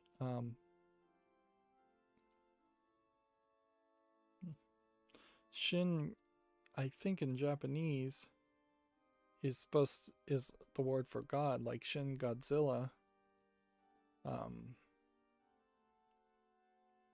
So these might be like ultimate versions of these games. Or I could be totally wrong about that.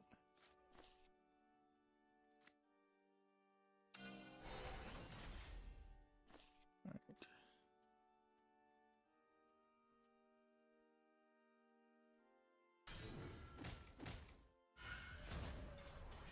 Okay. This. This. And this. And this. Farewell. Well, that didn't play out exactly how I had hoped it to play out, but whatever. That did save me a little bit. A psychological thriller visual novel called Corpse Factory for Switch and PC launches January 2022. This, I doubt, is part of the Corpse Party series, if I was to guess.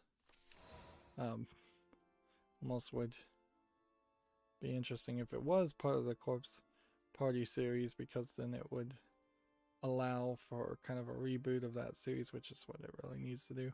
Although arguably you can't really reboot the Corpse Party series without running into the same problem you've already run into, which is you've rebooted the Corpse Party series too often. Let's do this. And then this. Oh, guinea pigs, where are you? Evolve here. Coming at you. The design fault lies with you. That. Never fear. Your hypersonic gal is here. That. I And am there's such that. a genius. Best of luck to you.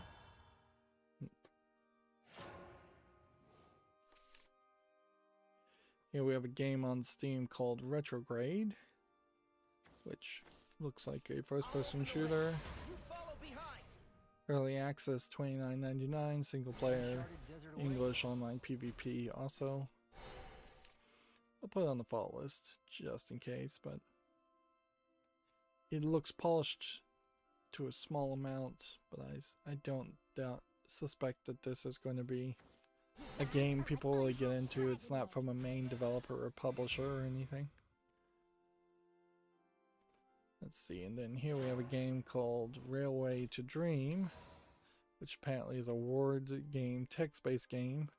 From the looks of it, to me it looks like it's a visual novel, Chinese game. English not supported, $6.99, Chinese only, yeah. Okay, well.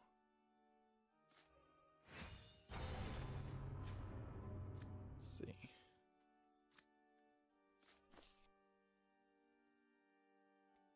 This. Oh, screwed up. You'll find gizmos like this every millennium. Now the fight begins. I am the acme of G. Watch this. No, the blueprint. Yeah, I don't think I'm gonna win here.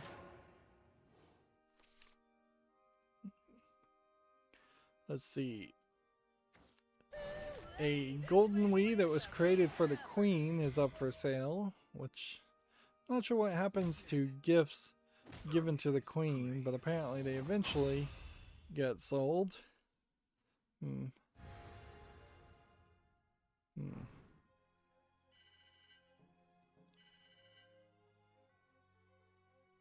It was originally made to be given to the Queen Elizabeth to promote the latest THQ line of mini-game collections.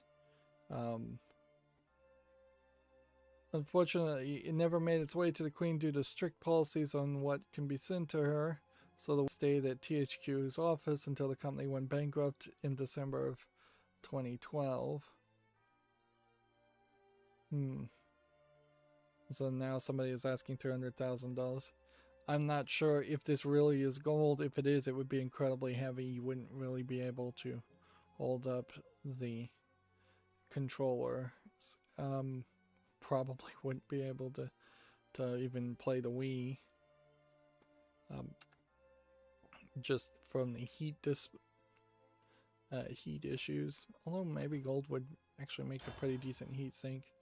I would almost certainly assume that this would have been a fake gold thing designed to be given to the Queen, and clearly somebody dropped the ball as far as doing an investigation to see if the Queen would actually accept it, because almost certainly the answer would have just been a direct no.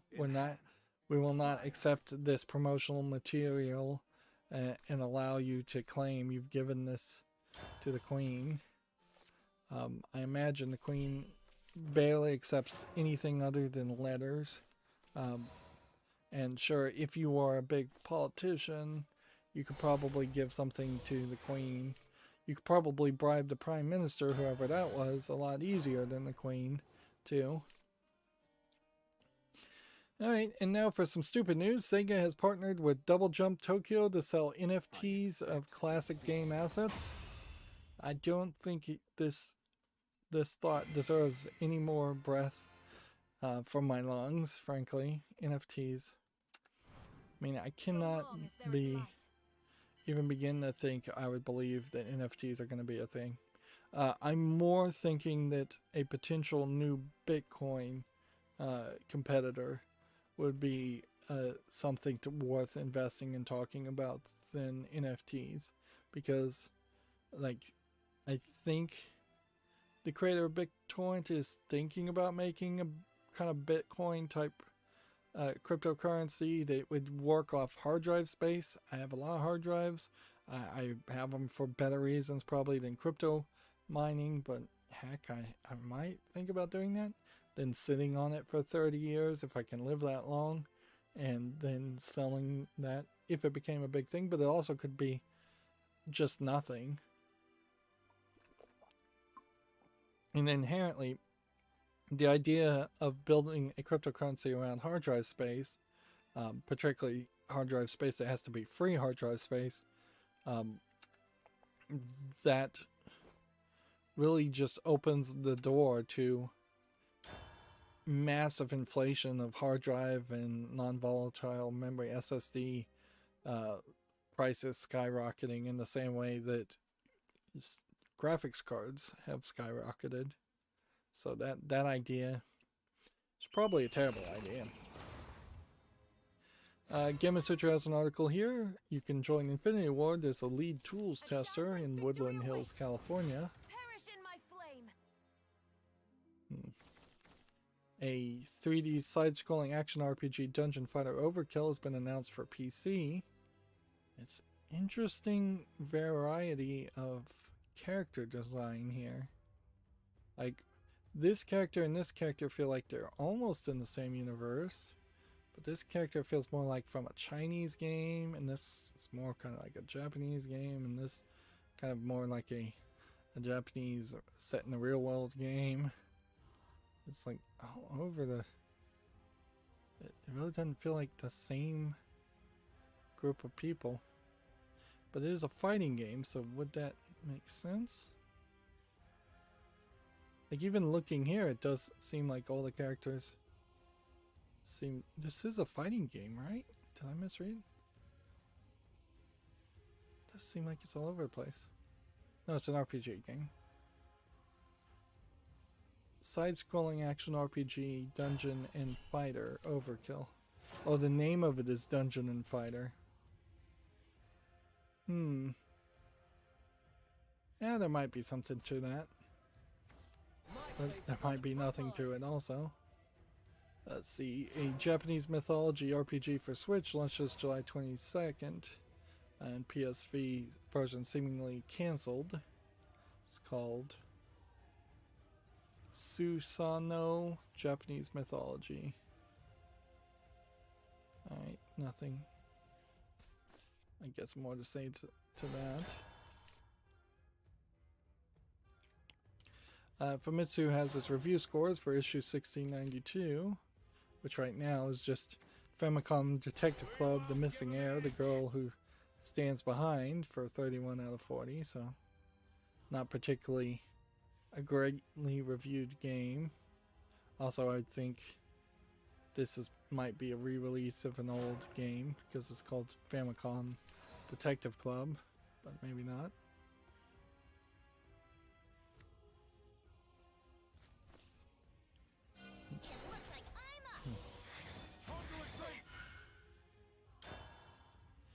Let's see. Gamatsu has Yoshinori Ono has been appointed the president and chief operating.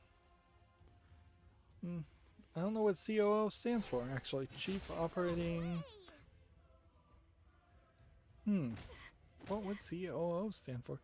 Well, CEO of a company called The Lightworks. He was the former Capcom game producer. Chief Operating Officer. Well, that was easier than it should have. Yeah, I should have figured that out. Because I was forgetting the officer part, and it's the same as Chief Executive Officer. He worked for Capcom, where he served for nearly 30 years, and he left in the summer of 2022. And this may be the beginning of us seeing a lot of people who are left for working for a company like Capcom, and all of a sudden are now being hired or by new companies or starting new businesses. See, Gamatsu has Hood, Outlaws and Legends post-launch and Year 1 pass trailer. If you're interested in that. Trying to... Some of this is just trailer announcements.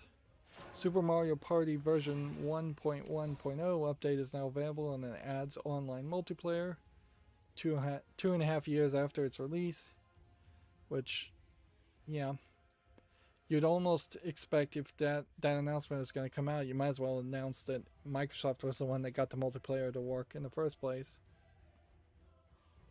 And apparently 10 minigames are not available when you're playing online, which that sucks too. I guess it does at least show that Nintendo is trying to make their online services work.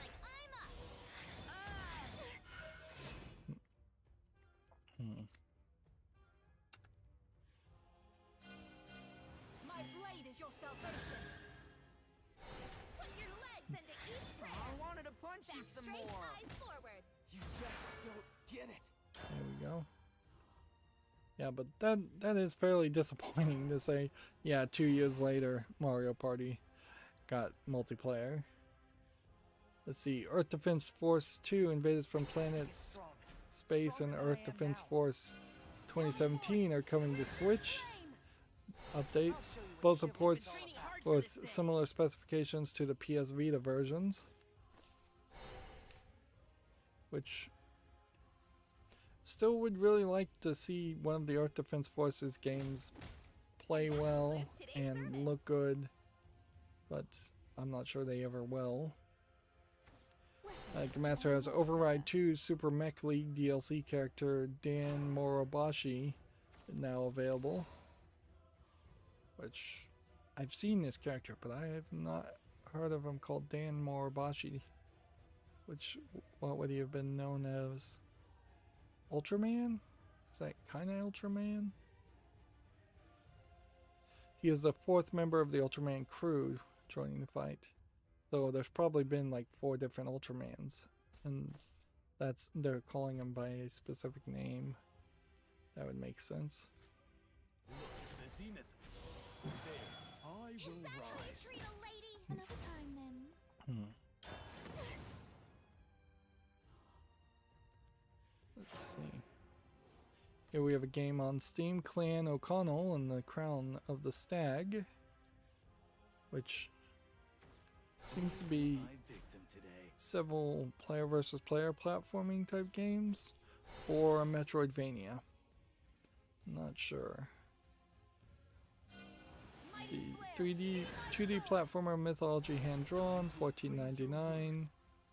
English, Japanese, Korean, and Chinese full audio, allegedly. No way. Seems like there's 4 different characters you can swap between for 4 different play styles. Handcrafted levels, it says. Some of these levels look like they might be a little bit frustration-y, platform-wise. This might be one of those games where it's doing 2 or 3 different things, so nobody really likes it. Because it's a jack of all trades, master of none type scenario. But I will put it on the follow list because otherwise I do see a decent amount of polish and effort here. And at the very least it should be rewarded with a chance. Wings of light. Show your might. Punish the wicked. Spare the innocent. Still got far to go. Let judgment that. fall. Damn, I lowballed you.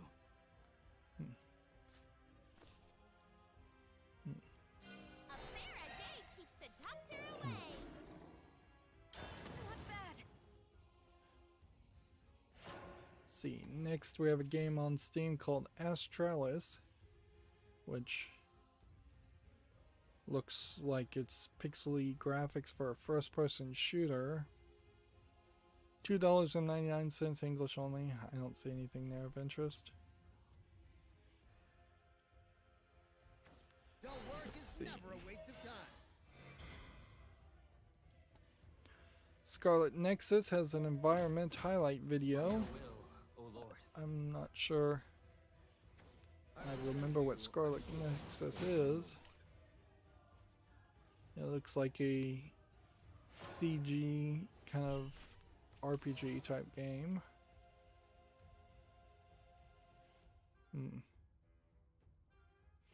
There's quite a few different environments from the looks of it, which that's interesting, I suppose.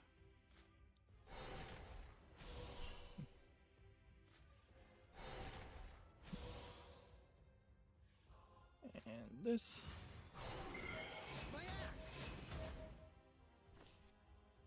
And this. And then attack that. Not bad.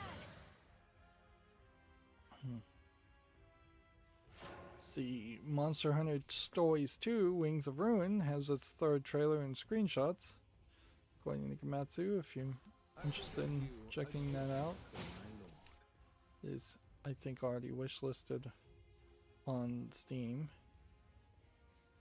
See, the screenshots are loading fairly well here. And that's not as good. More and more as I tweak my network, it does kind of feel like you kind of have to just let it wait for half a second so it can get that initial download. And there's no way to kind of hide that or cheat that. Or there are ways to highlight it and cheat it, but it usually is not worth the negative effects of doing that. I suppose I've lost some of my edge. See, do I want to keep on? Yeah, I think I'll just keep on playing and I'll win. Monster Hunter Rise version 2.0 launches the 28th of April, according to Gamatsu. I've been training hard for this day. Miitopia for the Switch demo is now available. If that interests you, I don't know why it really should interest anybody, but it does kind of highlight another push of Nintendo to bring its online service in line with something that makes sense. Let's just go ahead and hit that. Still got far to go. And hit that. Ooh. You're in good hands. Forgive me. Gamatsu has the romance visual novel Kakanuke Seishun Sparkling coming to the PS4 and Switch on August 26th in Japan. This is another table instance to look at if we're going to talk about real pushes for censorship. You have here the PlayStation 4. They're not even bothering to try and make a PlayStation 5 game where they've put the logo specifically over the skirts of the characters to de-emphasize that, which in a funny way almost emphasizes it because you got enough of a gap here to see an inner thigh, whereas the Switch Nintendo version of it, which is a slightly taller case, but there's really no reason that things should change that much. They let the skirts completely be shown, and you can actually see in this case you're just going to get the shadow of an inner thigh anyways, and then you have kind of the exact same thing here in this instance, where they haven't changed the art for the Switch and PS4 versions, and in this instance the PS4 is just done as an outline instead of being in the top left, and like still same amount of cleavage, text is in the same place. Here they put a full bar to squish the image down, and they literally did squish the image down, so the faces are wider here than they are there. So yeah, but the direct cover art being censored, I don't know how much of a concern that really is. I mean, it's a little bit of a concern, but also I would be much happier to hear that they had to censor the cover art in to sell it in stores, but they didn't censor any of the actual content in the game, versus the opposite of, oh, we censored the content of the game and the cover art, or we censored the content in the game but we kept the cover art the same. Because at the end of the day, the cover art for these games is just a stationary image.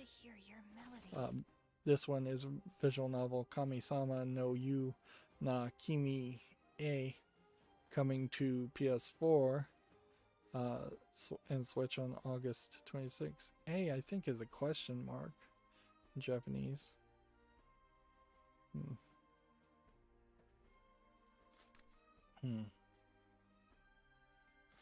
So it would be Kima-sama. So Kami-sama,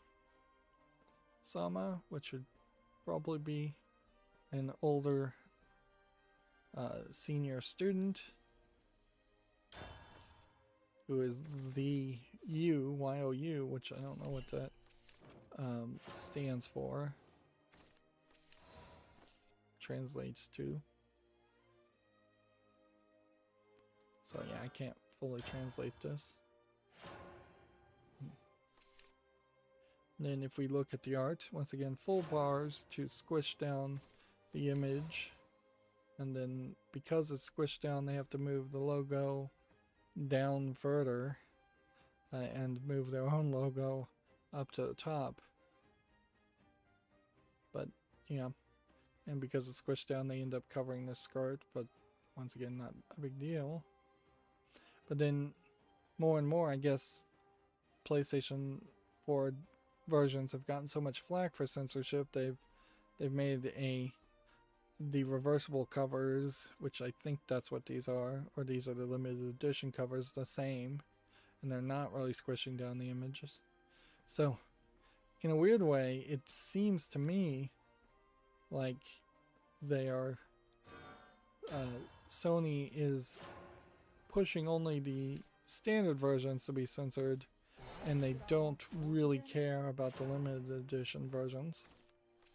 See, you see that next in the visual novel Amamane 2 coming on September 16th. Again, well, this one almost feels like they blurred it some to hide the bottom of these sports bloomers, I believe are what they're called. It's baseball themed character. And there is no limited edition art on this one. So yeah. Of course, I haven't heard of a lot of controversy lately around PlayStation 4 versions being heavily censored. I think they are getting fairly ahead of the story, and that has allowed for there to be less complaints when people just straight up admit that it's going to be censored at the beginning, or they censor both versions at the beginning and quietly don't complain about it. I think a lot of the Japanese developers are just kind of taking the censorship demands and rolling with it.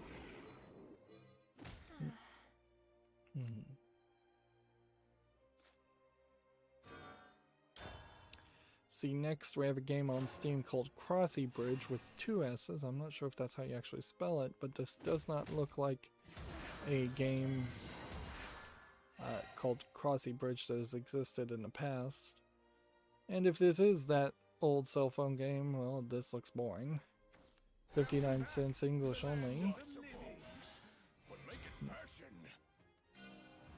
Next we have a game on Steam called Traffic 5. I think we already talked about this. A cell phone game where you control the stoplights. $4.79 English only, way too expensive.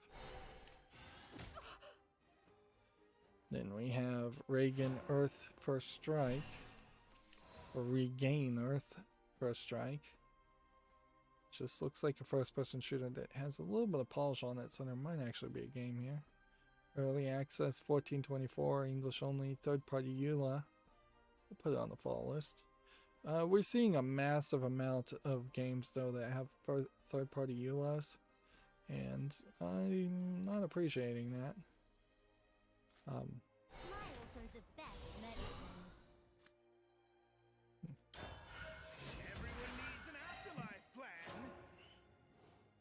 So yeah, I would like to see less games with these third-party EULAs. Here we have Pure Bowl VR, which we've absolutely needed this for a very long time as far as VR games. It's so obvious that a just nicely programmed, nicely done bowling game would make sense in VR. Early access, $16.99. That's not too expensive for VR. English full audio. Unfortunately, because it is full VR, all I can do is put it on the fall list. Same is true because it's early access. But if this eventually comes out of early access and is well reviewed, I'll leave it on my fall list as the curation of potential VR games that I might buy if I ever buy a VR headset will grow. Of course, with all these like United States stimulus checks, it never occurred to me for even a second to buy a VR headset. So that was never a consideration. Let's see. do we want to kill something or do we want to play something? Do this. And then do this. It looks like I'm up. Everyone needs an afterlife plan. In the turn.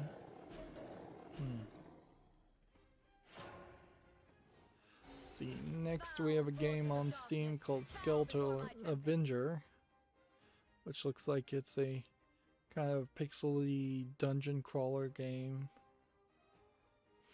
Almost feels like there might be something to this.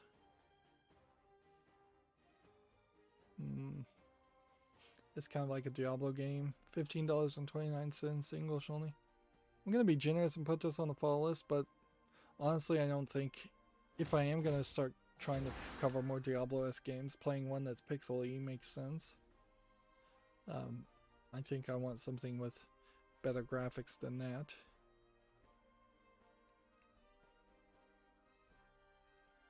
Let's see. Gamatsu has Swords of Legends Online lore trailer. Is this a game we've seen before?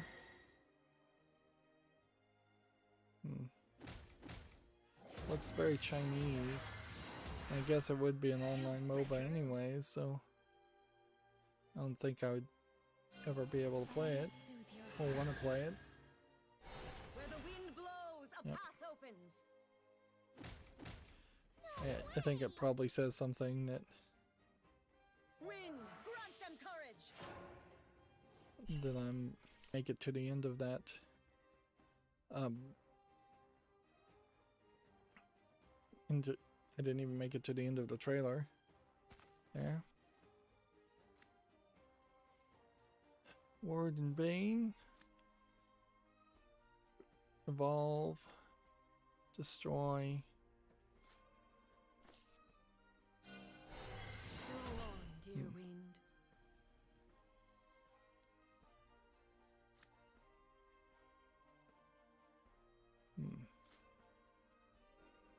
Today we'll lift some heavy scriptures. Let's see.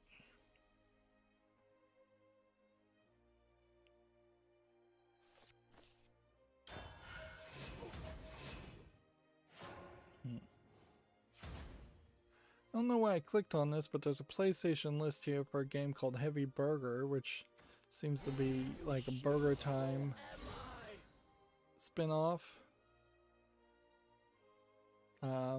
Yeah, I don't know why I clicked on that, but I'll mention it. Let's see, Gamatsu has Genshin Impact for PS5, and version 1.5 update is now available. And that So we had concludes today's 2 bits of Genshin Impact news. There's a whole list here of every new content. With every new announcement, though, I don't think Genshin Impact is winning me over as a potential new player. And I think that might be a problem in general with many games. So as they start adding more content, that they start getting further and further away from being new player friendly. A fair a day keeps the doctor away. Things I do for fashion. You're in good hands.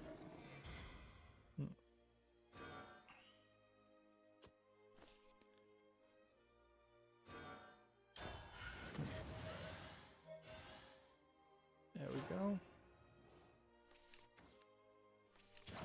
Let's see, Gamatsu has Guilty Gear Strive second open beta set for May 13th to May 16th. Which, okay. That might interest somebody. Monster Hunter Rise shipments and digital sales have topped 6 million, according to Gamatsu. Persona 3 Striker shipments and digital sales top 1.3 million. Clearly there was a big announcement of Japanese games because we've got This is not the end. a decent amount of these announcements. Shin Megami Tensei 3 Nocturne HD remaster shipments of top 250,000, which I think that is a fairly high number considering how this character looks so weird. Like, not knowing that character, that is totally not new player friendly as a character, as your main mascot, although in all fairness, it may not really matter. Anyways, because it being the third game in the series probably isn't for new players. The Legend of Heroes Hajimari no Kisuke for Switch and PC launches August 26th in Japan and Asia. I traverse dimensions to defeat you. Got some trailers. Says it's an RPG. Just look, I guess, at the Japanese trailer. Although arguably, maybe I should look at the Korean trailers. Oh. Almost certainly all the trailers look the same and just have different audio. Yep, it looks like a JRPG. A lot of sword fighting, a lot of highlighting of characters.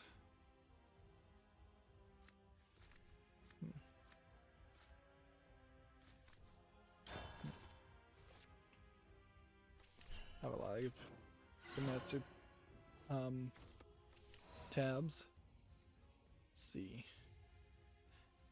Everyday Today's menu for Emiya Family launches June 2nd in the West. This is the Fate series spinoff, although arguably at this point I'm not sure even the Fate series is particularly relevant. Up and running. Let's see. They also have Earth Defense Force 2 Invaders from Planet Space for Switch with its debut trailer, which we kind of had already talked about this, but there is actually some trailers here. You can see you're running around in a first-person shooter element. There's just text all over this. Even they know their game doesn't look good. It's just a remake of... All it is if the Japanese made Starship Troopers is the Earth Defense series, then it works as a concept fairly decently. Let's see, for smartphones, Ni no Kuni Crossworlds story trailer is available, which kind of want to check that out, so let's see what happens.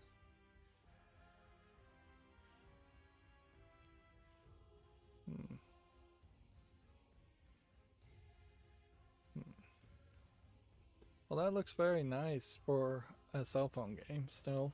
The Ni no Kuni series still trying real hard to appeal visually. I'm glad to see it, instead of them just boiling themselves down into lesser graphics.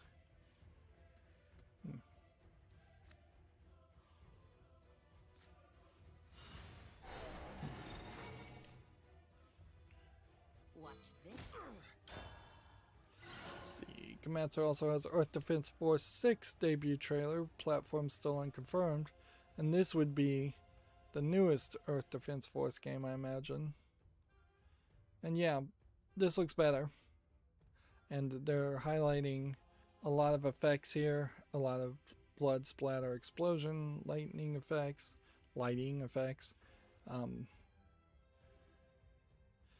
It probably doesn't though look as good as it should, and that is kind of always a problem with Earth Defense Force games, where there's just not quite enough visual polish here. So we're fighting these giant alien bugs and monsters. Yep. I hope this game sells though and plays well, because if Earth Defense Force does well, maybe they would have enough funding and ambition to make Earth Defense 7 actually look good. Let's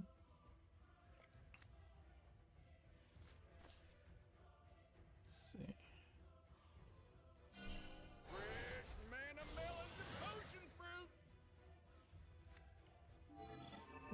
that Watch and hit this. that. Rune Factory 5, a tour with Chief Levia, a 5-minute stroll through Rig Birth trailer. Well, what's the game? Rune Factory 5. Design fault Yeah. lies with you. After that, giving the trailer its own name. Okay. You can kind of see the lesser quality animation here. And the visual novel style flat 2D animations that they're going to use for conversations.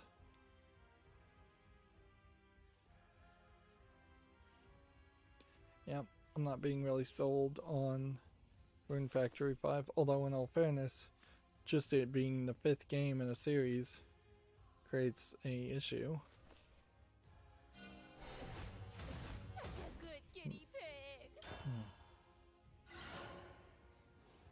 Yep. See, Gamatsu says the PS5 shipments have topped 7.8 million and PS4 has topped 115.9 million, which those are two numbers you probably do not want next to each other, to really just highlight how few PlayStation 5s have been made and sold. Of course, I have no idea what the numbers right now would be for the Xbox Series, so they might be very comparable.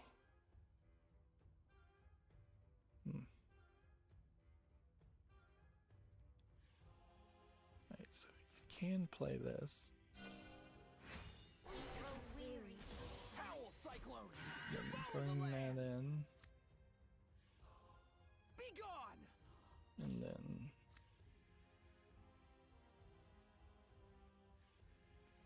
in the turn, I guess. Gamatsu has an article here.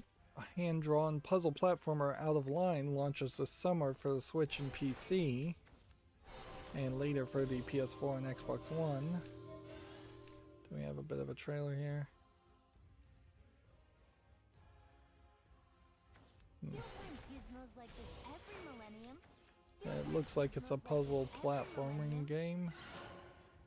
Mostly just a walking game. Kind of like Limbo, but not as dark looking.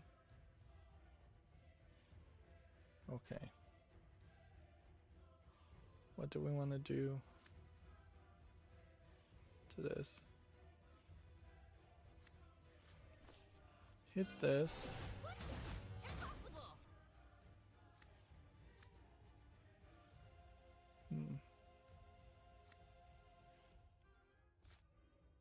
Put this in the field, I guess.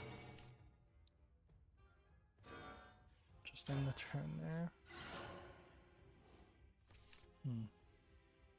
A PC game called Needy Girl Overdose launches June 5th. Impossible. See, it's already available on Steam. Yeah. That certainly doesn't sound like something that would be appealing.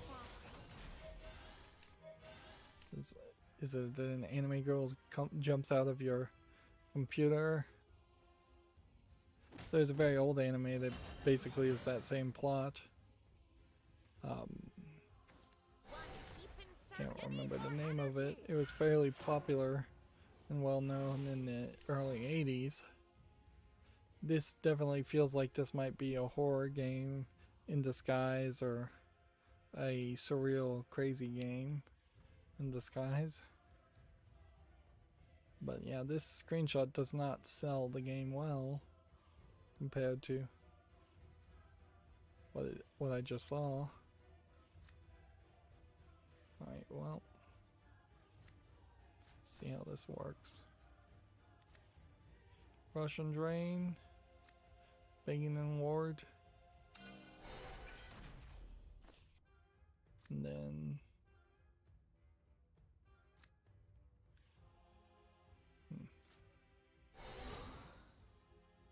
in the turn there, I guess.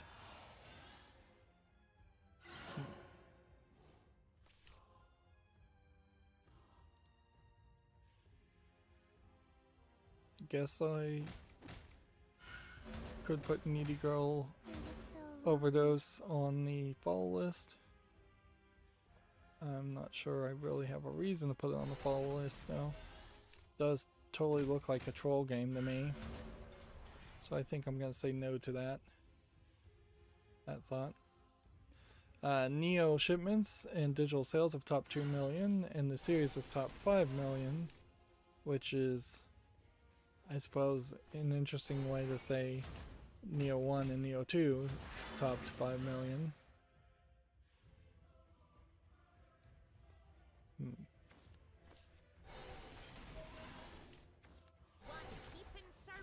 Let's see. A Super Nintendo game revival, Nightmare Busters Rebirth, has been announced for consoles and PC.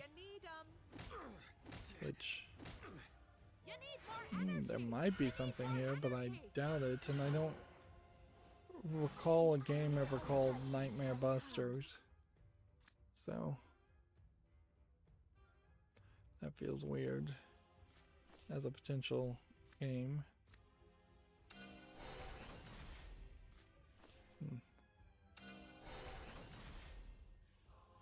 Okay. At the end of your turn, deal 8 damage to all other followers. Coming at you. Okay. For a world without conflict. That. And that.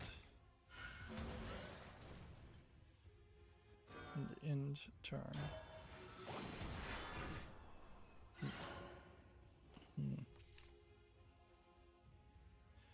See, Samurai Warriors 5 has 22 minutes of gameplay, according to Gamatsu.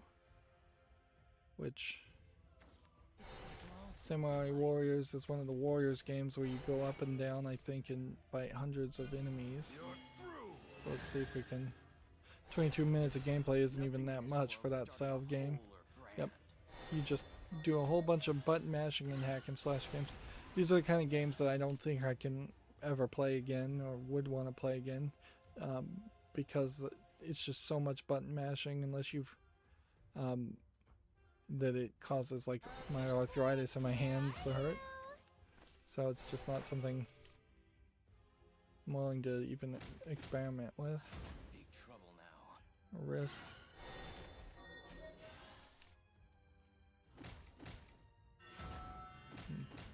My beloved little sister. Okay.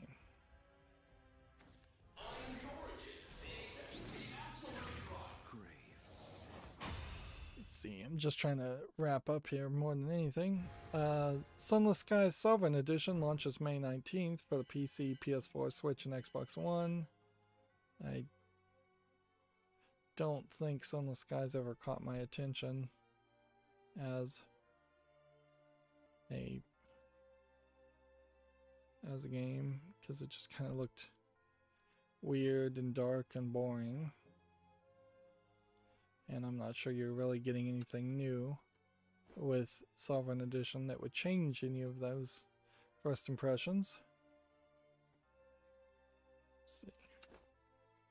I'm just gonna cycle through the tournament decks going forward, that way I can potentially get higher in rank than C1. Komatsu has Expeditions Rome announced for PC. Turn-based RPG is due out in 2021. See, I think we can probably spice this up a little bit. Here we have a game on Steam called Clodhoppers, which looks like it's a player versus player game. Free to play, single player, and online PvP. English only. Yeah, it kind of feels like it's a clone of Worm's World Party with clay animation, which that would be a lot of work. But the thing here is you don't have to tell me that this was a student project, I think, to put in it. And I don't think that is the case. It also is making fun of Hicks slash like Central American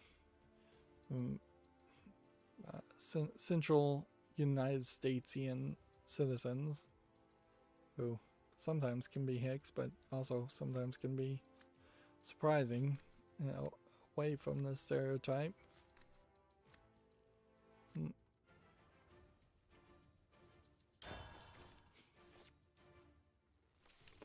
And then we have a game on Steam called Defiance and Mr. Good Looking, which sounds like a ridiculous name for what looks like a ridiculous game. Although, why are the images not loading? Interesting. We had just a small brief instability there, and that was it. And then everything's back to working. Good. $8.99, English, Portuguese, Brazil. That doesn't look like anything that interests me.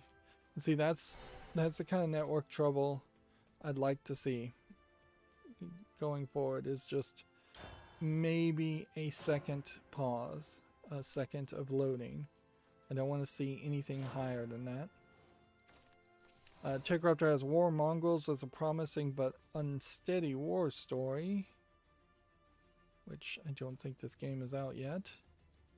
So Techraptor more and more is just talking about older or games that aren't coming out yet. Gamasutra has an approach and understanding to understanding art styles as a blog. Yep, this is a new blog. Organic, geometric, simple, complex, flat, 3D, static, dynamic. That's a weird way to depict static and dynamic. 4 circles, 1 star.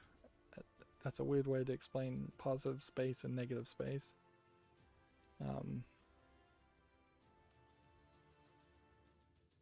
then they're going like high key, low key, high contrast, low contrast, no lighting.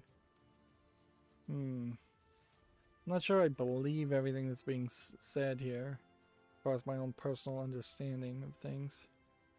And here they're going with like your color palettes and different games, different images. Some of this definitely should be taught, but it should be taught in like a six months to a year long art appreciation class for anybody making video games, not just in a blog situation.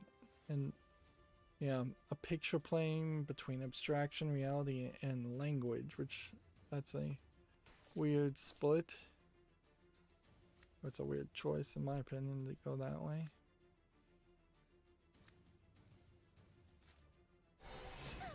Do that.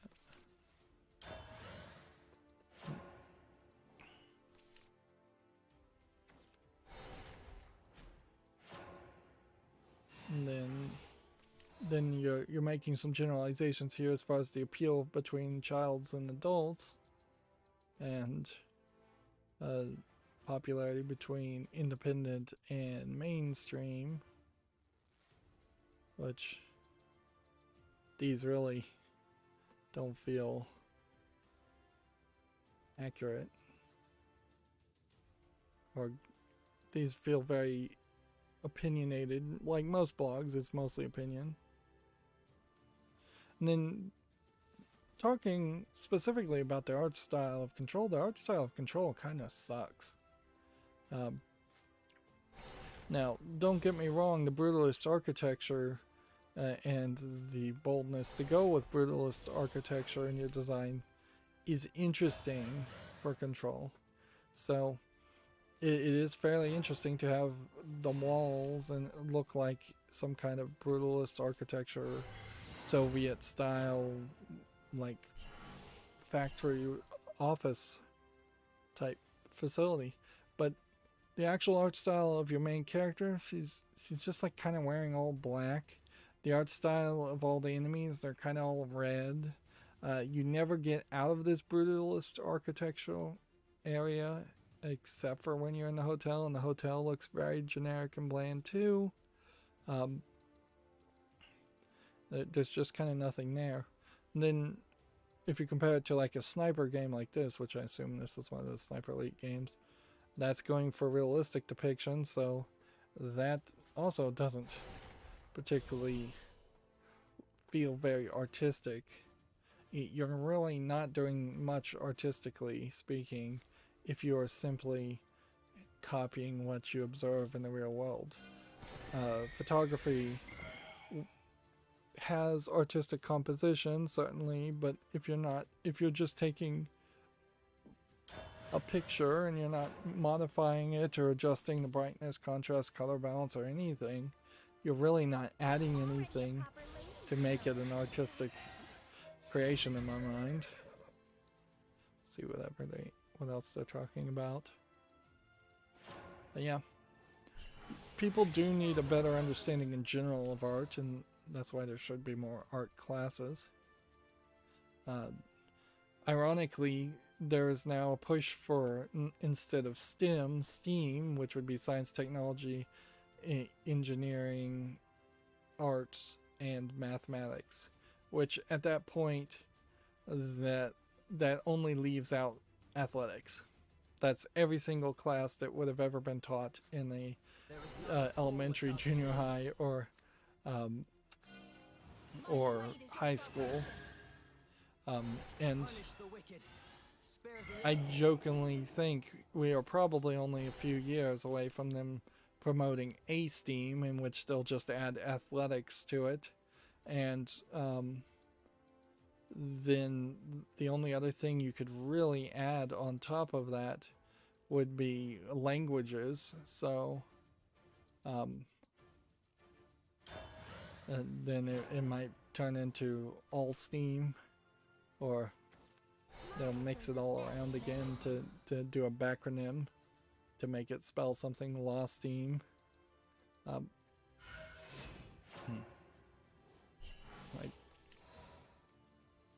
But even STEM, in a lot of ways, kind of had to justify including the 4 things it did include, but it kind of makes sense. You're not going to do science without mathematics, and you're not going to do engineering without mathematics and science, but you could definitely do science without engineering, and you could do science and mathematics and engineering without that much technology, which really STEAM boiled down to technology first and foremost. They just didn't want to call it computer class because there already was a computer class, and the emphasis of computers and computer classes was a previous generation's overemphasized field, which certainly I felt that when I was in school. There was a lot of push to the idea that everybody would use computers and everybody needed to know how to program, and it's just not true. Everybody does use computers, but the computers are in your pocket as a cell phone, and they're dumbed down completely. Nobody really needs typing classes, and nobody needs to know how to work with punch cards or some of the technologies or tape drives and things like that. Those are long since dead technologies.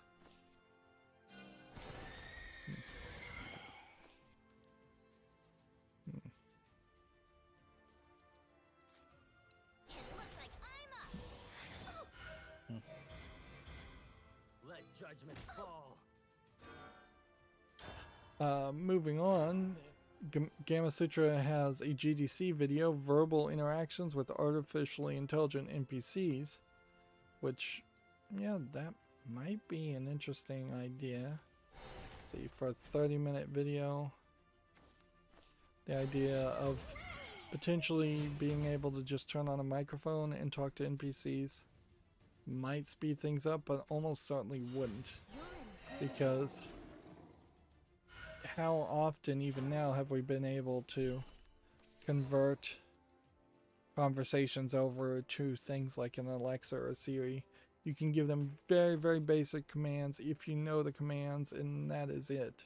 Everything else is beyond the possible reach of understanding for an Alexa or a Siri. Let judgment fall. A bear a day keeps the doctor away.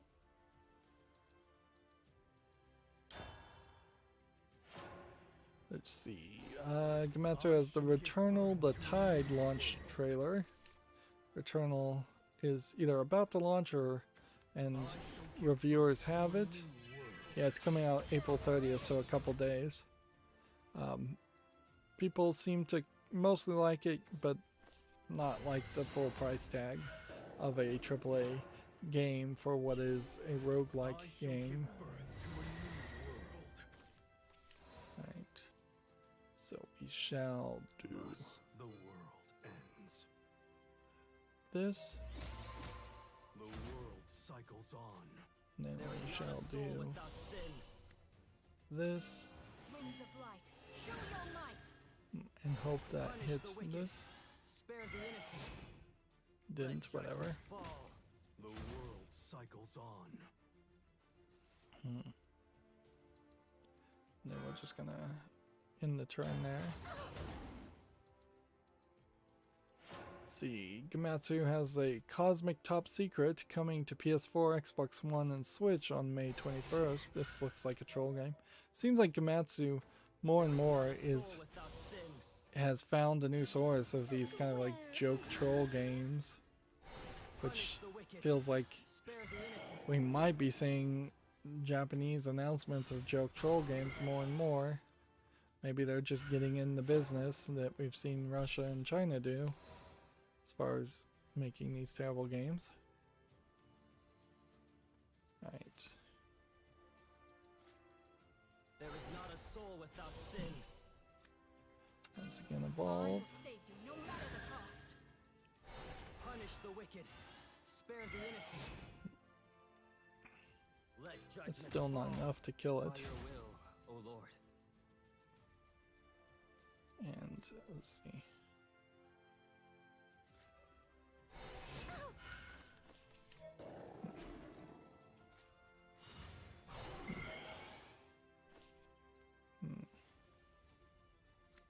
See, if you do more than 3 times, it doesn't do anything, so you should just end there. Will, O Lord. See, Gematsu has an arcade action shoot 'em up roguelike called Gear Shifters, announced for the PS4, Xbox One, Switch, and PC, Today we'll lift some heavy scriptures. which, you know, like car battling games, if done well, might be interesting. Not sure that this side-scrolling shoot 'em up idea with cars really interests me, but it's probably more interesting to have a car-themed version of a side-scrolling shoot 'em up than a Toho anime witches side-scrolling shoot 'em up game. Because frankly, there's just so many Toho games. It's a little scary to even think about potentially trying to cover them.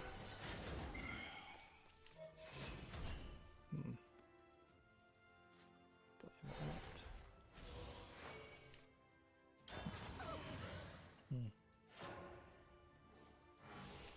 A historical action thriller called Treasures for the Aegean has been announced for the PS4, Xbox One, Switch, and PC, Punish the wicked. which Spare the innocent. apparently it's on Steam.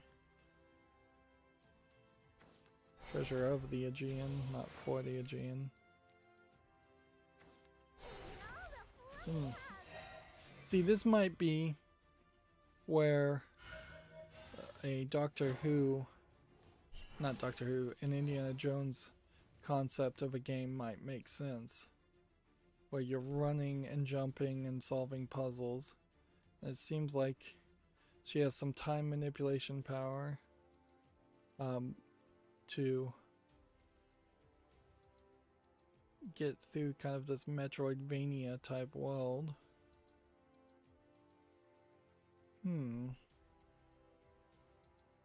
It seems like she's not just stealing something from from the government or the police. It seems like she's stealing it from bad guys, although maybe not. Maybe that's UN police that she's running away from. Okay. Let's go ahead and do this.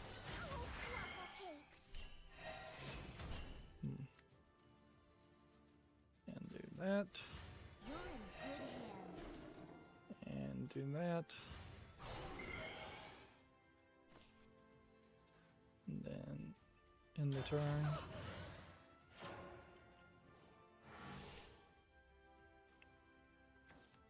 So yeah, here's the game on Steam. I'll put it on the fall list even though it's not out yet. Yeah, I think this would be a pretty good Indiana Jones game. Probably a decent Tomb Raider game concept too. But you don't really need the license of Indiana Jones or Tomb Raider to make a new hero character. Also, yeah, we have a game on Steam called Sword in Space, which looks just like an RPG Maker game for $4.24, English and Chinese. Right, well, this needs to be played. So do that, The zenith. There, I will rise. and then just need to kill some of those, I suppose.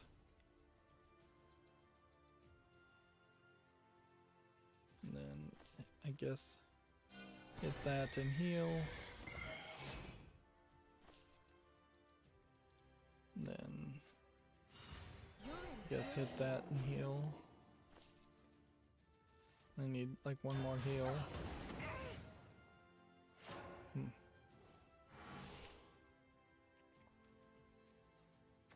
Today we'll lift some heavy Let's scriptures. see, next we have a game on Steam called Token War, which just looks like a board game using tokens, kind of like a card game with placement. $9.74, English only. I don't think there's enough polish here to put that on the fall list. Here we have a game called Gathalt, or Gathalt, Master Holier! can't even pronounce it. Looks just like a dark screenshot asset flip first person horror shooter. $10.99 Russian. Right, well.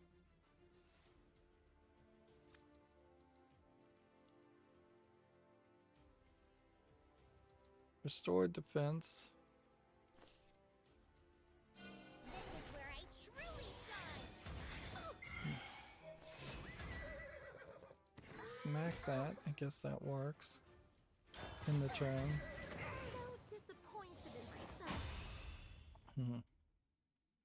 Here we have a game on Steam called In Matre, the First Moon, which So long as there is life. just looks like a low polygon puzzle game of some sort. It looks pretty badly polished.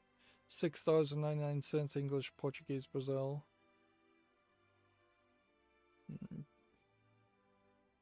See, TechRaptor has everything announced in the April 2021 Monster Hunter digital event. If you want to check that out. I think we probably covered most, if not all of those stories already. TechRaptor has Immortals Phoenix Rising, The Lost Gods review.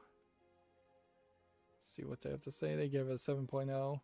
The Lost Gods is by far the most adventurous DLC and the most fascinating to play, but it's still bogged down with the same mistakes made before.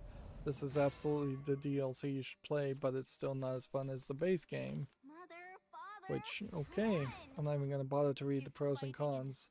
You can check it out yourself. Seems like Immortals Phoenix Rising as a game is just doomed to forever fail. TechRaptor has a Pokemon Go Fest 2021 start date set for the summer. Which, okay. Pokemon Go, I guess, is go. Let's see. A free Monster Hunter Rise item pack has launched, which you can get somehow, I guess. I don't even know how. I don't care enough about Monster Hunter Rise, so I'll just say check out the article if you're interested.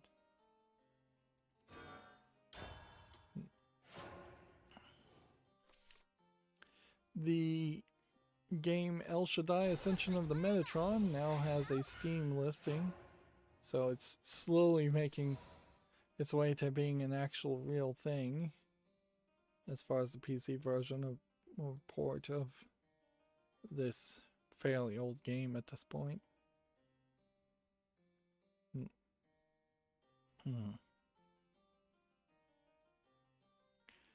Open Critic has new Pokemon Snap reviews.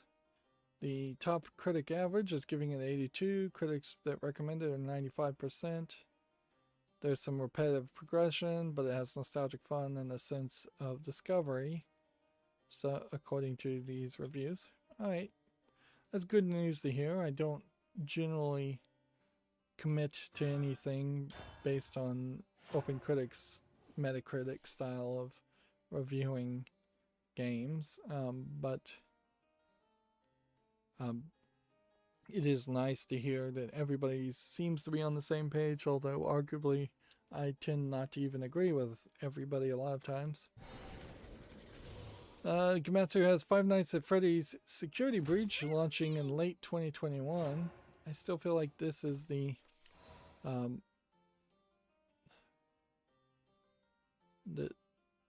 this is the Five Nights at Freddy's game to potentially reboot the series into being a better game.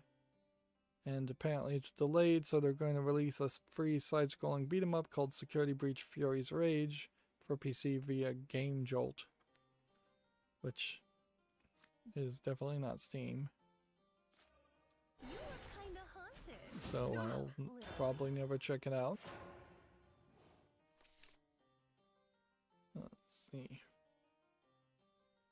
Habbo, I almost misread this as Hasbro, owner Azurion has raised $242 million to finance more game acquisitions.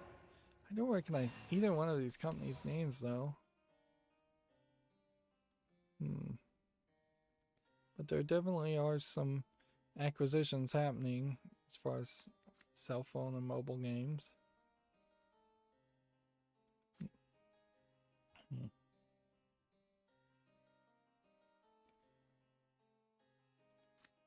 Reanimate 3.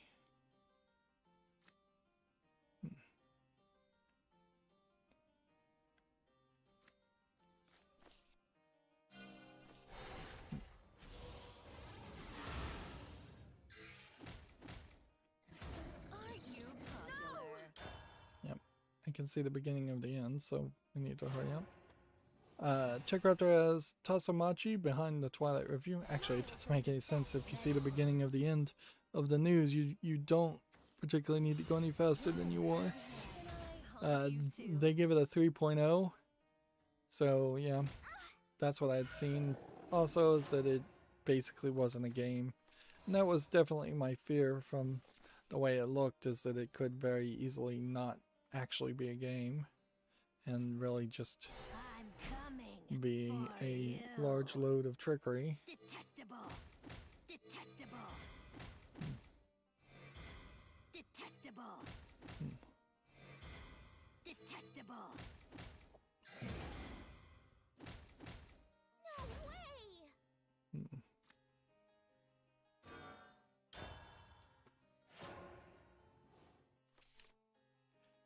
See, Gematsu has Metro Exodus PC Enhanced Edition launching May 6th. Free upgrade for existing owners.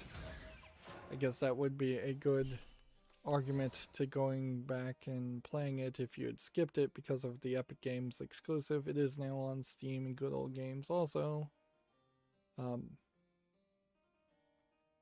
Arguably, this also kind of highlights the fact that playing any game in day one is going to quickly turn into the mistake, because you're going to get some enhanced edition 6 months to 2 years later that will make the game better. And for most PC gamers that have plenty of games to play,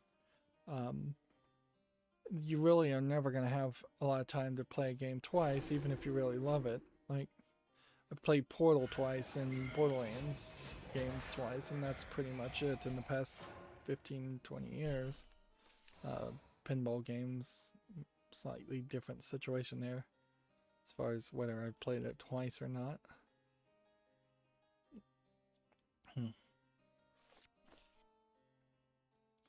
Alright, well, can't kill that one. That sucks. Does this outfit make me look too old?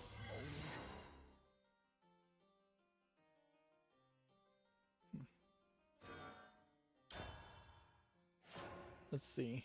Next we have a game on Steam called Prince of Wallachia, which feels like it's an attempt at a Prince of Persia game, but different graphics, different area. There might be a thought here. $5.59, English full audio. We'll give it a follow. It also, though, kind of looks a little rough as far as the heads-up display and the animation styles. It may get fairly repetitive. It might just highlight a lot of the problems in general with Prince of Persia as a game, and as the original Prince of Persia game had problems. And those can't be just immediately ignored.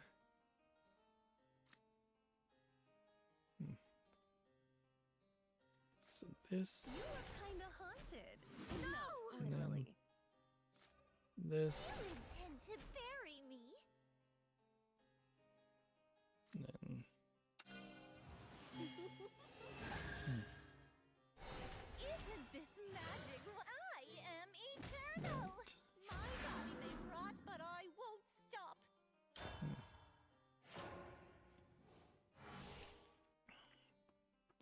See, Game & Switcher has Xbox hardware revenue is up 232% after the first full quarter of the Xbox Series X and S, which this definitely does highlight that consoles do kind of have to constantly come out with new versions. You couldn't just say the Xbox One Pro or whatever was before the Series X. I guess that would be the Xbox One X. Couldn't have just said that is the end all be all of hardware, and they didn't need to make a new one, because the technology gets older, it's not as fast, it's not as flashy, it's not as exciting, if nothing else. Let's see, Gematsu has Final Fantasy VII Remake Intergrade co-directors discuss Yuffie Kisaragi in episode intermission. So there's an interview here if you're interested. I'm not sure anybody really should be. Yep. Might get around to actually playing Final Fantasy VII Remake by the time they, like a year or two after they release all of it, which may be a decade in the making. One more Forest Craft victory to get a classic card pack ticket, which is interesting because classic card pack tickets are not even playable. And then we're somewhat close to getting at least 50 victories in general with every character. So all these little rewards still proving to be somewhat rewarding even about a year into playing Shadowverse. Here we have a game on Steam called Armored Express, which seems to be a match 3 game where they put the match 3 on the side and then they show kind of a low effort animation otherwise. Yeah, it's just bad design. Early access, $19.99. TechRaptor has a article here. Good Old Games shares they had a fantastic 2020 financially. Almost certainly that would be the case because of Cyberpunk 2077, which surprisingly, Cyberpunk 2077, CD Projekt Red only refunded apparently about 35,000 copies of that game, and they left most of the refund work to their distribution partners who were not happy about it. Certainly, and that's why Cyberpunk 2077 I don't think is even now still not listed on the PlayStation Store. Let's see. TechRaptor has that same article. Five Nights at Freddy's security breach delayed, although they put it more obviously that it was delayed instead of an announcement of a different release date. Gamma Sutra has an article, GDC State of the Industry, devs irked by 30% storefront revenue cuts. Well, yeah, they definitely will be irked. They would have been irked if it was 15%. They would have been irked if it was 1%. They would have been irked if it's 60%. Like, no duh.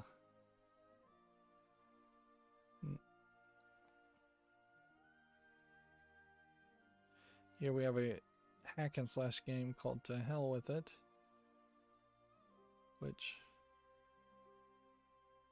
this feels like Acid Flippy. Like, I'm not sure there's a real game here. It's like a you're in hell hacking and slashing creatures. Well, the video makes this game look a lot more interesting than the screenshots do, and you gotta be careful about that, certainly. This flat art style does not really work. It's free. English only. Is this some kind of student project? Or is this some kind of promotion of a comic book? That would explain why the art looks so bad.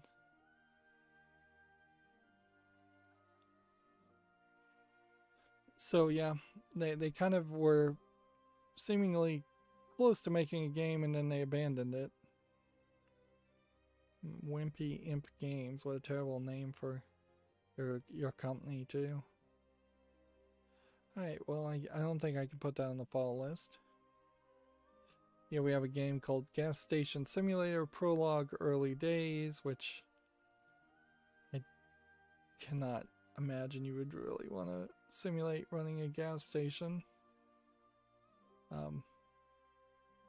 It almost feels like there might actually be some story around this, but I think this is just shenanigans. Yeah, lockpicking in a gas station simulator. It's kind of crazy. Design. This is free. But then they're promoting this other game called Accident for $14.99, or Gas Station Simulator for coming soon, price unknown.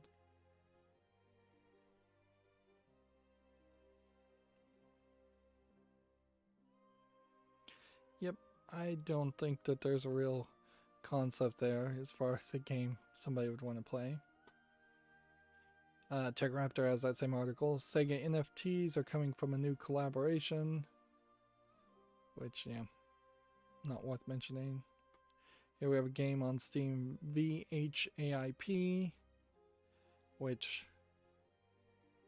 they're calling it an open-ended escape game and stress game in VR, which makes it sound like it's just a mix mash of garbage ideas. $5.99, English and French, far too cheap for a VR game also. We have about 10 tabs.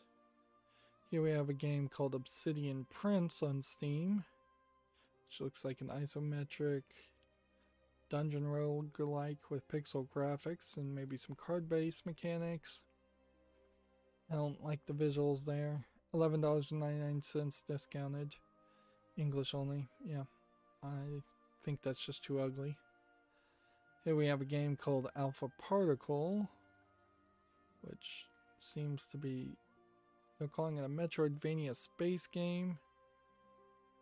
To me, I guess that you'd just be flying around as a particle, almost in kind of like a pinball experience. That's all I can imagine. Or just a game where you're avoiding collision at all times, like a one-hit kill game.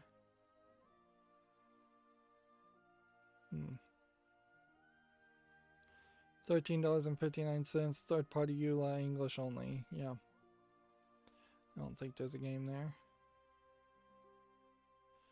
Well, September 5th, this got retweeted, I think, by the ESA, by CNN Health. Video games help children improve literacy, communication, mental well-being. Survey finds. We probably had already talked about this, but it got retweeted, so I guess we'll mention it and take your personal beliefs as to how much you trust CNN Health versus any other division of CNN versus any other American news source. See, moving on, Gamasutra. Sony's video game division delivers record results as the PS5 sells 7.8 million units, which they're saying that's a record. I think inherently, though, you always are going to just break a record because there will always be more people. That's always more units to sell unless you really screw up. And there's always a way to break one record and report it like you broke one record, even if you barely did. Let's see. TechRaptor has Resident Evil Reverse, release date set for the summer of 2021. This is the multiplayer game that they are probably just using to drum up interest in Resident Evil Village. Yeah, we have a game on Steam called Drunken Samurai, and I would never want to play a game that tilts left and right. One of the pinball tables I covered actually does have a real-world mod to it, where there is a drunken multi-ball that flips the flippers left and right. This is 239 English and Russian. I'm not going to put that on the follow list, obviously. But it's a weird thing, certainly, to have to buy an aftermarket ROM mod and kind of hack the original software of a real-world pinball to give it features that it's definitely missing and more features in general. But arguably, maybe that's what you always should do. Unfortunately, I think even getting a chip mailed to you would probably cost you at least $100, if not $400 or $500 to mod a game, a real-world pinball table. So there's just kind of not enough demand and high pricing on that. Theoretically, there should be mods for like every old pinball table to add more features and add more modes.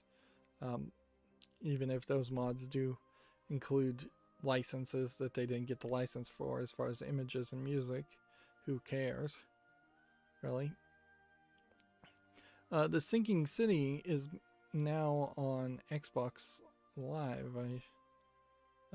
for Xbox Series X and S, which is interesting because The Sinking City was one of those games that was disputed as to whether the publisher had the right to publish it, or the owner of the IP developer had the right to own it, or who owned the IP in general. And The Sinking City in general was not that good. TechRaptor has an article here. 3 Stadia indie games have been funded by Play Anywhere Game Jam. One is a billiards game with some wavy hands for some reason. One's a floating around in space shooter, and one that looks like a platformer. There might be something to this idea of making a billiards game and making it more cutesy. Maybe.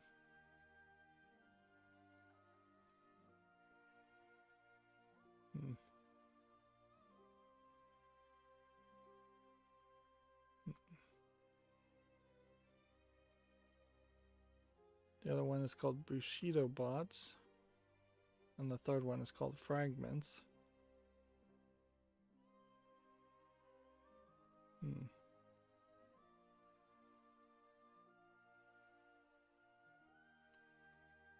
See, Gamasutra says Sony is going to invest another $183 million into first-party development and partnerships, which it kind of has to make that claim, and it kind of has to do that, take that action. Otherwise, Sony is going to be in real trouble in general as far as not having any third-party or first-party games. Of course, the question really will come down to whether or not any of the first-party games for Sony are games people are interested in, or is it just going to be Last of Us 3 or something along that lines? And this is slightly video game related because there are Dragon Ball Z fighting games, but Shunsuke Kikuchi, the composer and musician of Dragon Ball and Dragon Ball Z, has passed away. His soundtracks will always be remembered. Rest in peace. So, yeah. A lot of old Japanese people that have worked on a lot of things are going to be passing away, either because of pandemic reasons or just because of age. And then I saved this story for the last because this personally affects me and it's weird. TechRaptor has this article. Uncertainty reigns as Spike Chunsoft has changed the Danganronpa streaming terms of service. First of all, who cares? It's all fair use or it's not. Second of all, there's a big problem with this in that Game Grumps less than 2 months ago covered all of Danganronpa from beginning to end, and maybe that triggered them to say you can't cover anything past the first chapter. I could certainly see why they wouldn't want you to cover any of the story past the first chapter, because it does just kind of show and expose the entire story of the game anyways. But like, here's the problem. You've got streamers like me who've spent hundreds of hours making footage. That footage has got to be scheduled and going out. So it's going out, period. And then I'll fight them as under fair use, I suppose, or just wait until they strike content ID claim or something. I never agreed to a streaming terms of service. It's also completely unfair, to whether legal or not, to let Game Grumps cover the game in its entirety and then change the rules. Plus, Danganronpa 1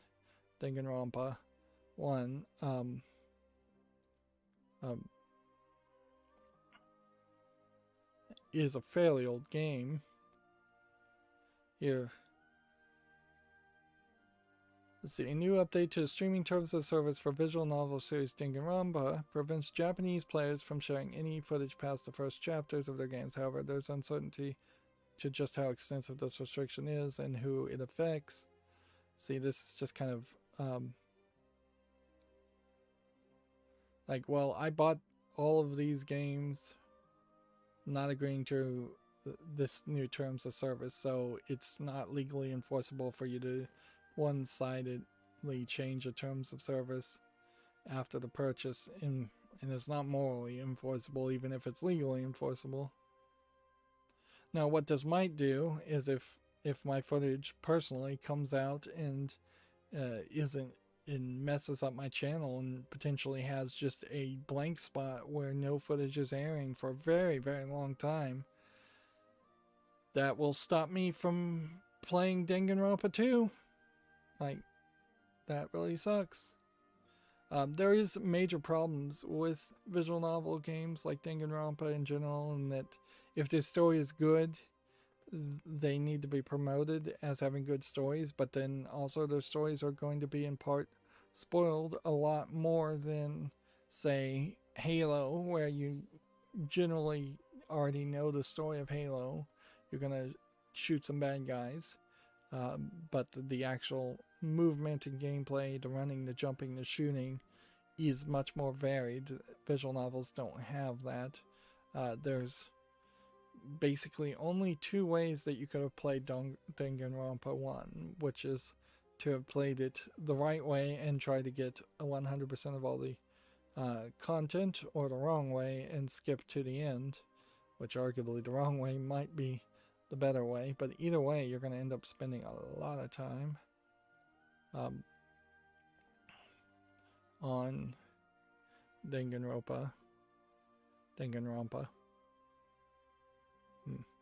And it would have been very helpful if that series had varied up who the killers were and how it was done between 2 or 3 different scenarios. But there are no branching paths in the game except for one false ending and one good ending. And even the good ending ends on a cliffhanger. Hmm. Hmm.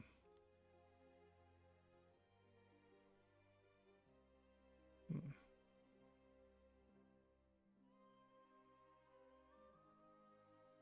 Let's see.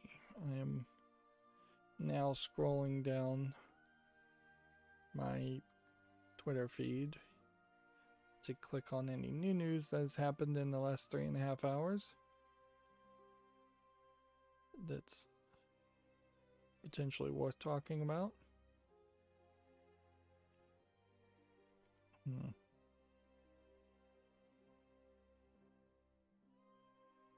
But yeah, that sucks. Of course, that's the same sucky situation that we've seen from several Japanese companies and publishers, and it's dumb.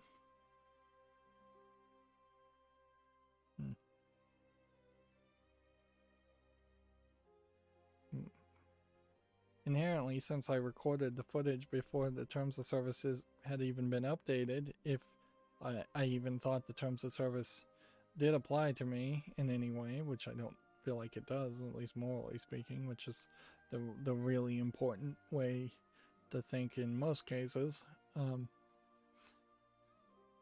Like that's pretty much impossible to enforce something retroactively.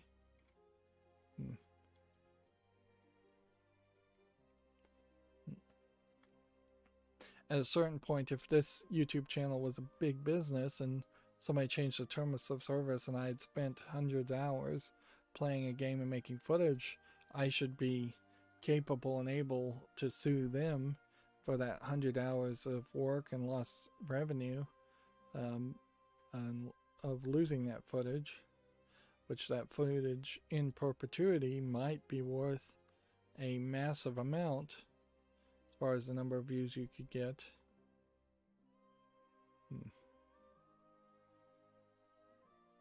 And I suppose, speaking of Game Grumps, like, apparently the canceling of the Game Grumps guy, who, as the story went, as far as I could figure it out, is that he talked to somebody when they were underage, and then he hit on that same person years later when they were overage, and was maybe a little bit gross about how he was hitting on the person, but that was it. And somehow that person got upset and tried to cancel him with what seems like a very ridiculous, or at least weak, claim of grooming. At a certain point, I mean, how much grooming are you really doing if you talk to somebody once or twice when they're, well, even if you talk to them a lot when they're underage, and then you try to date them when they're overage. If a 17-year-old told another 17-year-old, let's not date until we're 18, is that grooming at that point? I wouldn't think most people would agree with that.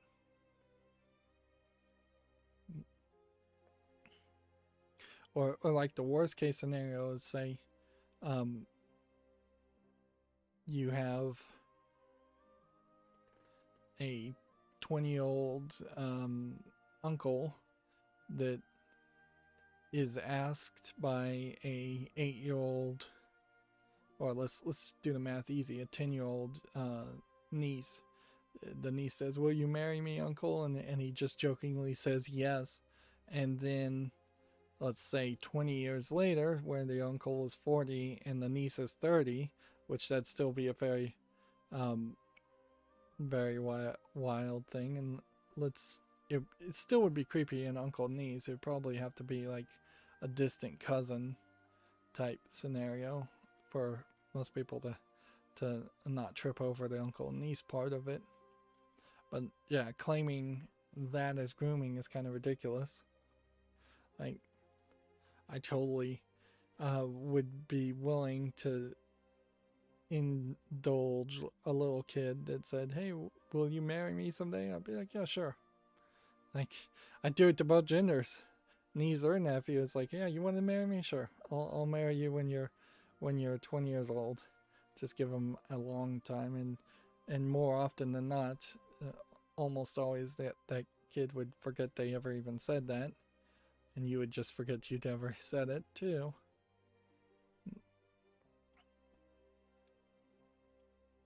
Okay. Well, let's look at what we have as far as new news, and then we can wrap up the stream. Nordic PvP combat arena game Blood of Heroes has been announced for the PS5, Xbox Series, PS4, Xbox One, and PC. Which is player versus player game, so I wouldn't play it anyways. Doesn't look bad, but it does kind of look just a lot like, what is it? For Honor. Which inherently, all of these sword looking games have that problem of not having good enough gameplay or animations. This one is going with more spears and maces and shields, so there might be a little bit more as far as interesting elements. We have a game on Steam here called Little Traveler, which interesting. Looks like you're a little character running around platforming. Free. Interesting. English and Chinese. I'm going to put this on the follow list. It looks like it's inspired by The Borrowers. And that animation is not good as far as being able to jump and climbing down. You're not really holding on to anything. I feel like this game is going to be somewhat like it's clearly a stealth game element, but also I think it's going to be very much like I Am Bread as far as what you're actually trying to accomplish. Just getting from one point to another point and not touching the ground. But I want to put that on the follow list just to see how people review it, even though I wouldn't cover it. Here we have a game called The Last King's Archer, which is one of those games where you stand in one place and you shoot at the enemies on the left and right. 79 cents English.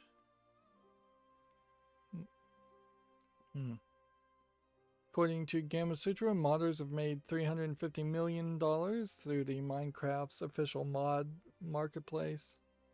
I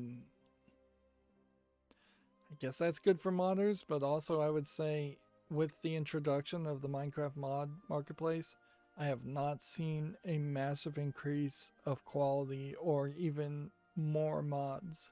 It feels like the same people that were making the free open free mods for Minecraft Java are still just making free things for Minecraft Java, and the greedy modders out there went to the marketplace. I guess they got their 350 million between all of the greedy people split, and I don't think that really benefited the quality of mods at all.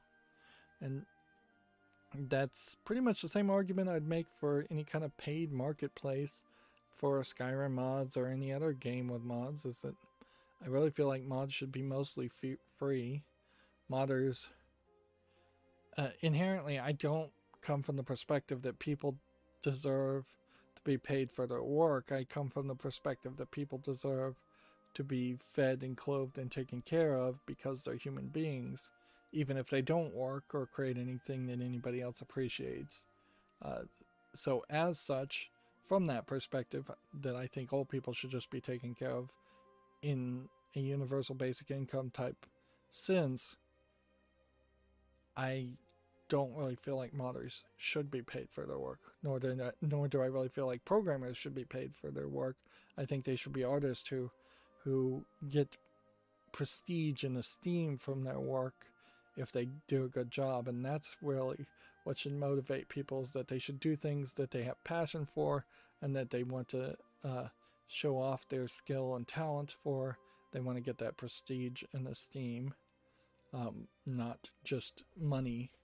Because the second you throw money into it, you start the path of corruption, you start the path of greed. Money is just an arbitrary number. There will never be enough money in anyone's mind.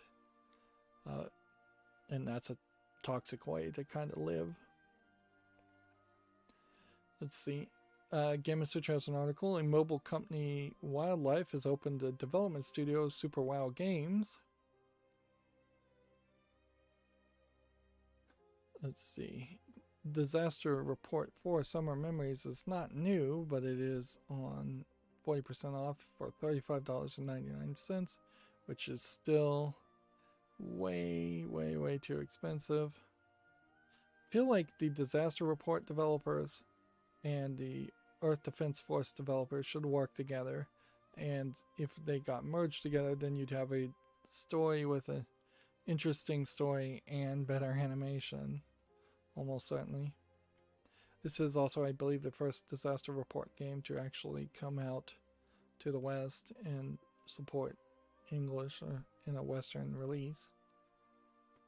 Let's see, Gamasutra as Stadia announces and launches its next big feature, a search bar, which is practically a joke.